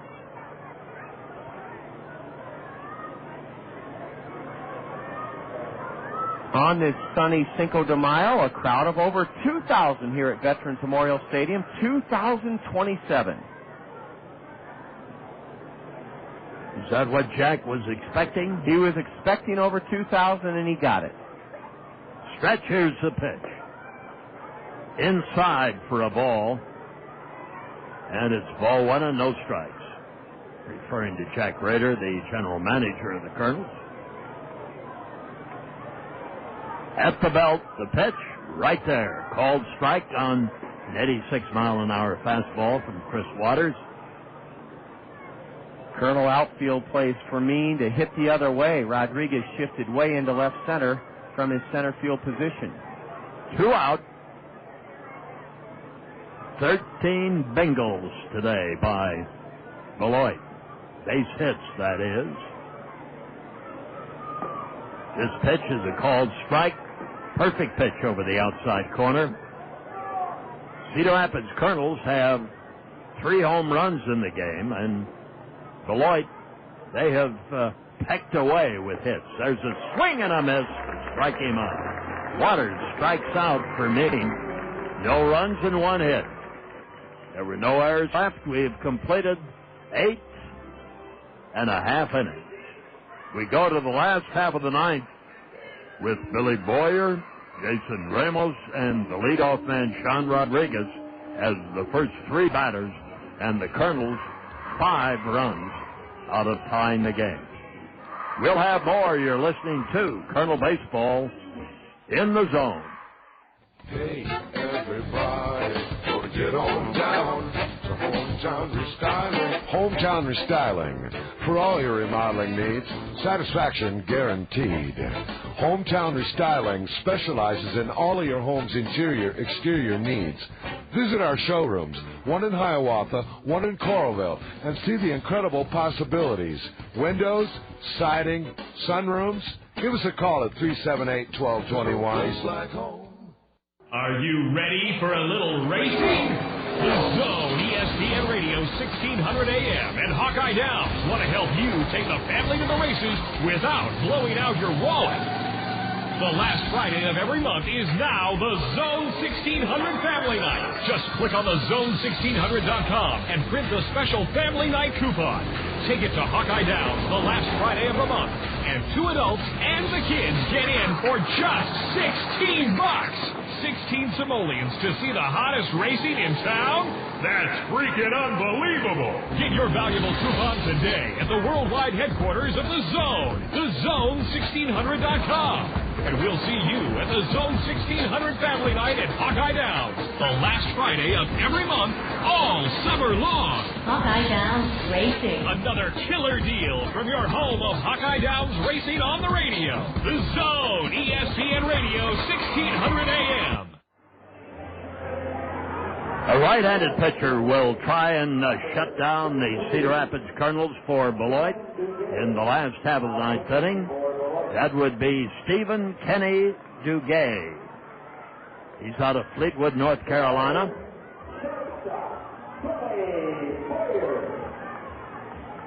He was also a basketball player. At Elizabethan last year, he was 4-4. There's a pitch outside by the right-hander to the right-handed batter, Billy Boyer. 3 doubles last night, 2 strikeouts, and a fly out today. Let's see if Billy can get a hold of one.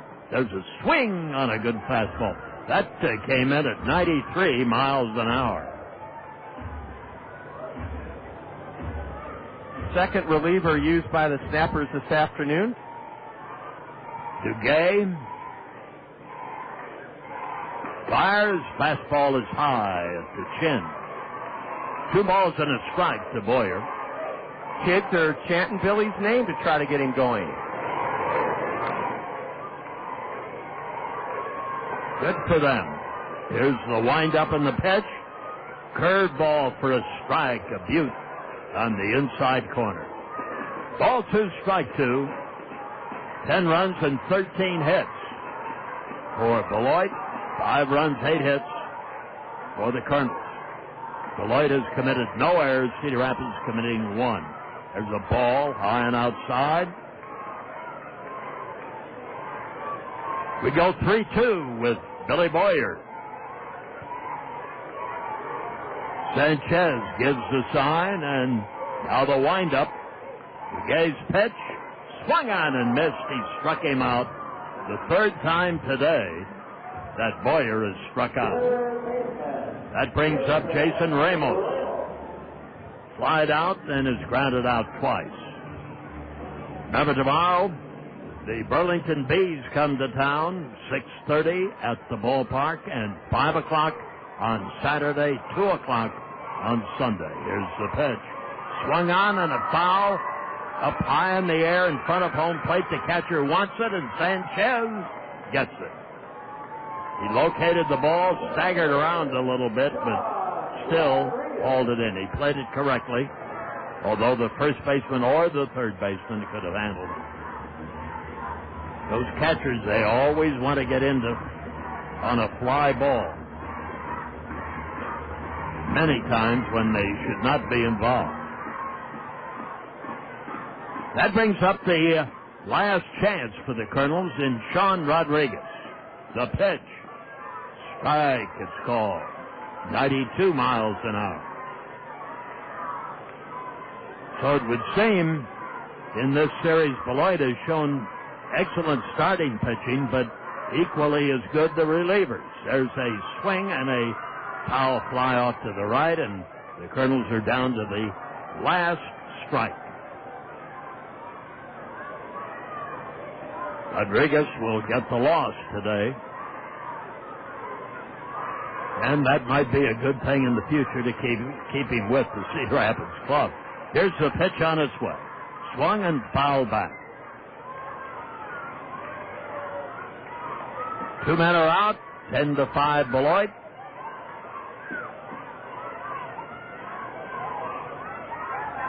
And the Snappers will take this series 3 games to 1. Duguay fires high, tried to blow it by him, and overstrided with the ball. Ball and 2 strikes to the right-handed hitting Sean Rodriguez playing center field with 1 base hit. He was hit by a pitch and has flied out.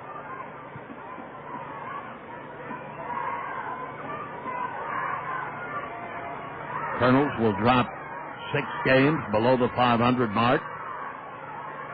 They have 10 wins on the year, only 3 of those in this ballpark. Curve just misses. Ball 2, strike 2. We've been spoiled the first 3 years in this marvelous stadium. The Kernels have played well above 500 at home.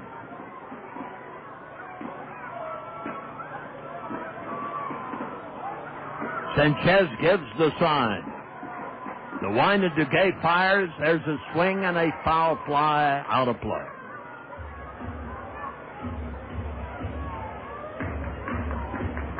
And a new supply of baseballs for the plate umpire.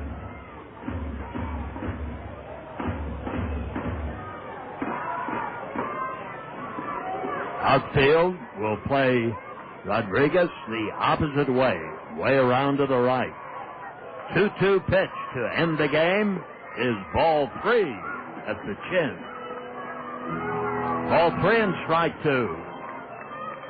Bob, I've seen a new use of the big circular popcorn containers. A couple of kids are wearing them as hats down below, like crowns.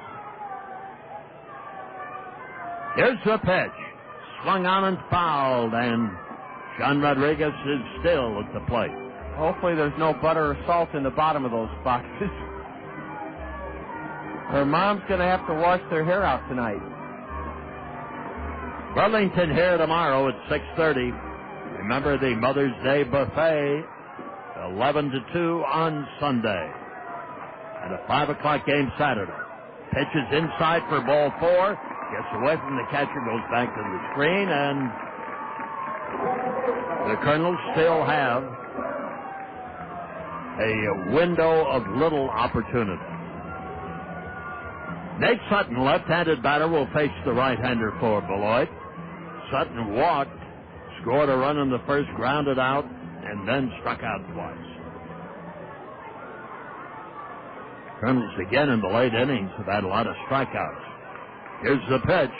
Swung on, ground ball to the second baseman. He's up with it. Here's the throw. He is out, and the ball game is over.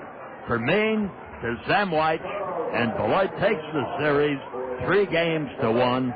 No runs and no hits, 1 left, and Cedar Rapids bows to Beloit at 10 to 5.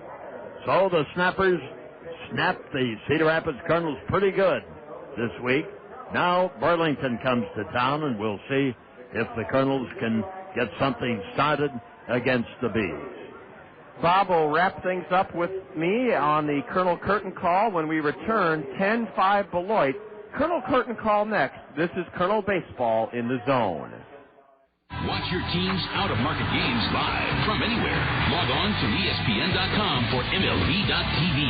Live Major League Baseball right to your desktop. Subscribe and catch your favorite team live from any computer. Get the most baseball available anywhere, live online. Log on to ESPN.com. Sign up for MLB.tv and never miss a game again. MLB.tv now on ESPN.com. Sign up today. Race fans are still talking about opening night racing last Friday at Cedar Rapids Hawkeye Downs Speedway. The racing action resumes this Friday night at Hawkeye Downs Speedway. 6 exciting divisions in action. Papa John's Cup Wireless Championship. Full throttle energy drink stars of tomorrow. Come see what everyone's talking about. Play the Hawkeye Downs ball toss and win valuable prizes. More cars, more drivers, more fun. It's all seasons night this Friday at Cedar Rapids Hawkeye Downs Speedway. Time for the Colonel's Curtain Call, right here on the Zone, ESPN Radio 1600 AM. with a recap of all the action, the State Farm Major League scoreboard, plus a look ahead to the next Kernels game. Let's rejoin the voice of the Kernels, the one, the only John Rogers, here on The Zone, ESPN Radio 1600 AM.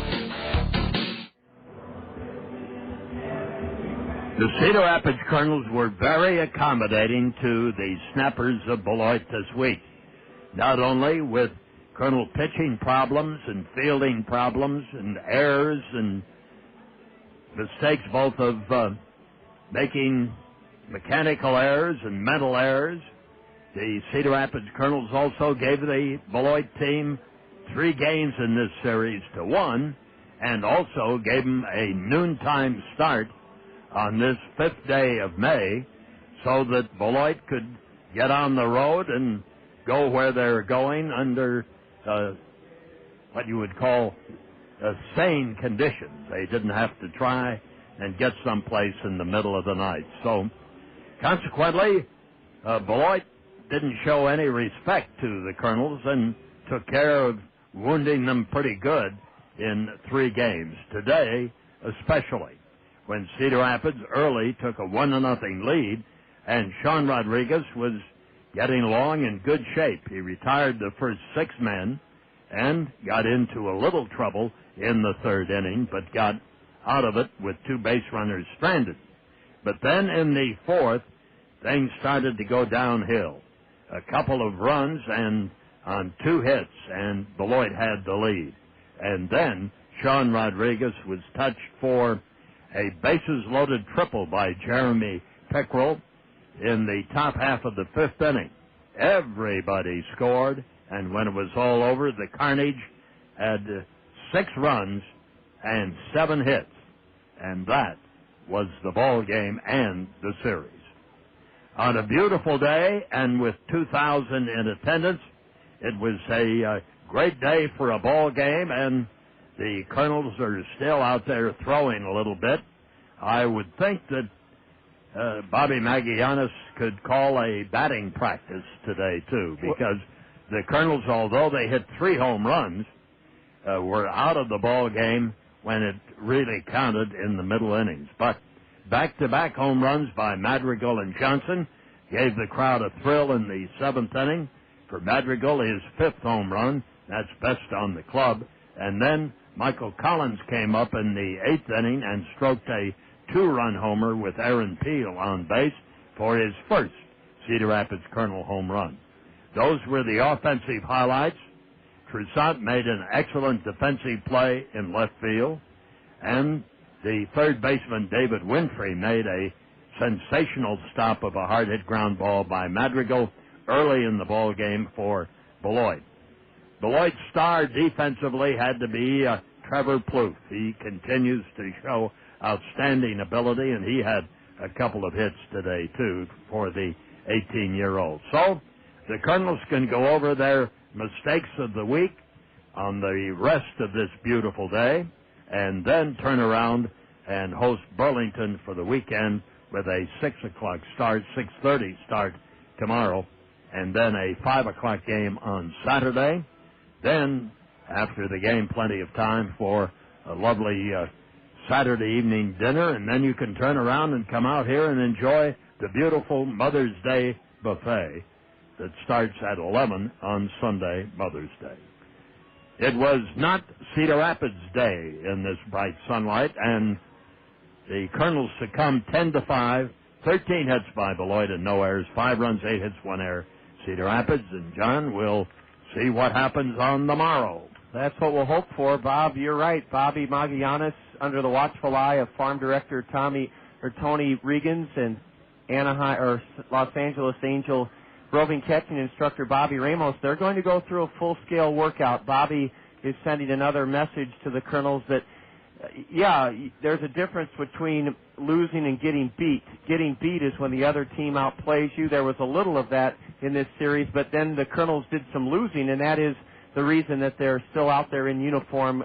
They're going to go through, I think, a pretty brisk-paced message-sending full-scale workout. There were 2,027 on hand here this afternoon. The game took 2 hours and 39 minutes. 10-5 Beloit. When we return, Bob will have a complete look at the afternoon action and what's on tap this evening on the State Farm Major League scoreboard. We'll have it in a minute here on the Colonel Curtain Call in the Zone. How would you like your next home buying or selling experience and lending process to be handled beautifully under one roof? If that's the way you want your real estate and mortgage needs to be met, select Todd Financial Services. Securing your loan and helping you find or sell your home is what Todd Financial Services does better than traditional banks and real estate firms. You'll be fully informed, supported, and taken care of so that buying, selling, or financing your home will be a pleasurable experience. Todd Financial Services, eager to meet all of your mortgage and real estate needs under one roof. We've been telling you for some time that Greg's Lawn Service is a cut above the rest when it comes to caring for your lawn. However, Greg's experienced staff does so much more than lawn care. They offer complete landscape design and installation, concrete curb edging, grading, sodding, and hydro seeding. Yes, Greg's is a complete lawn care service, and they welcome the opportunity to show you why they are a cut above the rest. Give Greg's a call for more details about their wide range of services. We played under ideal conditions here this afternoon, but Beloit was too much better as they stomped the Kernels 10-5. There was afternoon action in the big leagues, and State Farm insurance agents Lanny Peterson, Gary Schubat, Dale Thompson, and Al Shetler bring us this look at the State Farm Major League scoreboard. Yes, on a Thursday getaway day in the major leagues, we do have some interesting action. Milwaukee trying to sweep the Chicago Cubs at Miller Park. It is 4-3, the Brew Crew, into the last half of the eighth inning on 4 runs and 8 hits. The Cubs have 3 runs and 7 hits.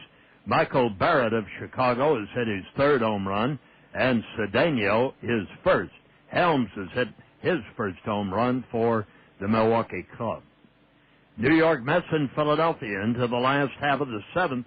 The Mets lead the Phils 4-2 with no home runs in that game. Tonight, Houston and Atlanta. In the American League, Boston and Detroit are 1-1 into the 9th inning at Detroit. Guillen has hit his 2nd home run for the Tigers. Cleveland, Minnesota. Minnesota Twins beating up on the Indians. It's 9-0. That game in the 9th inning, and a 2-hitter today by the Minnesota Twins. LaCroix has hit his 4th home run. Bartlett has hit his 2nd home run. And we have had just 2 hits allowed by Twins pitching. Kansas City and the White Sox. The Sox leading the American League Central. They lead, Kansas City leads Chicago 1-0 in the last half of the 7th inning. 4 hits by the Royals, 2 hits by the Sox into the last half of the 7th.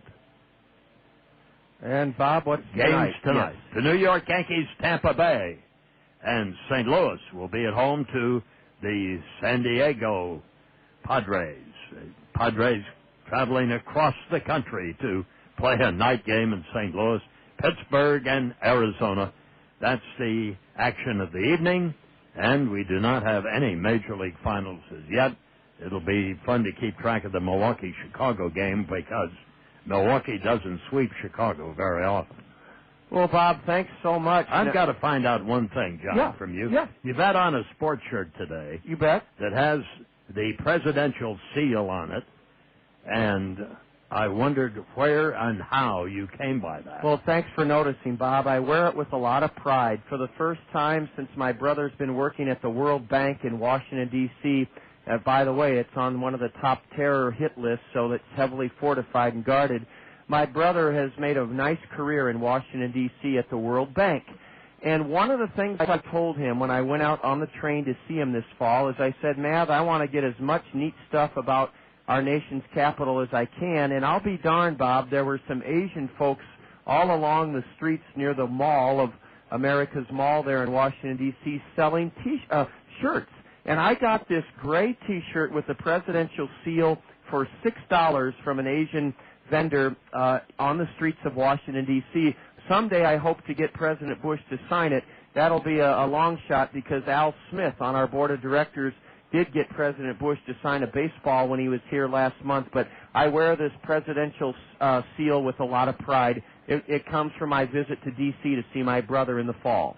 Well, I imagine that was made in China. I think it was, which is kind of a paradox, isn't it? Yes, it is. Not American made. Whatever it takes, baby.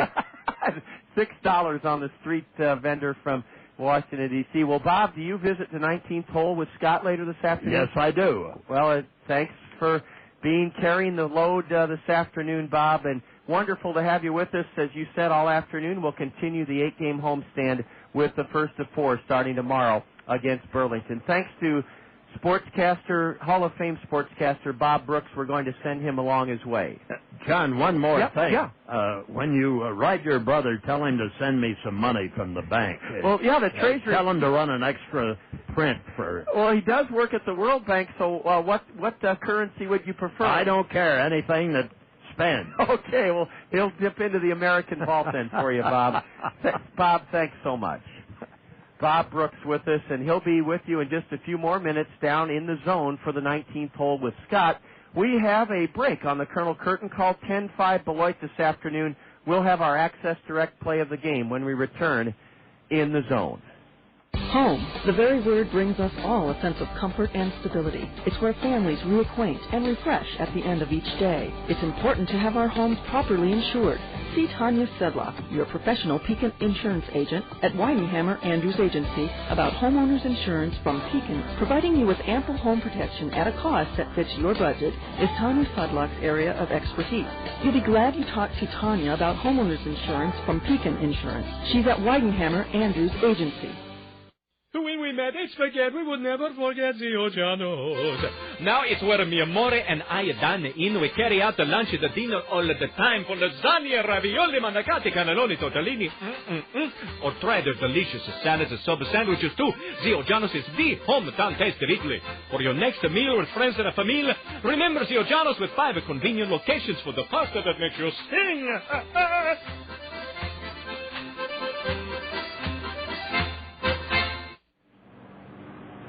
Well, before we send it to the 19th hole with Scott Unash, we're nearing the top of the hour. Beloit thumped the Kernels to make it 3 out of 4, 10-5 this afternoon, and it's time to bring you our Access Direct play of the game. Access Direct needs team players, so apply. You can do so by logging on to their website at www.accdir.com or call Access Direct 261-0260. They have fabulous benefits, and they want you to apply today.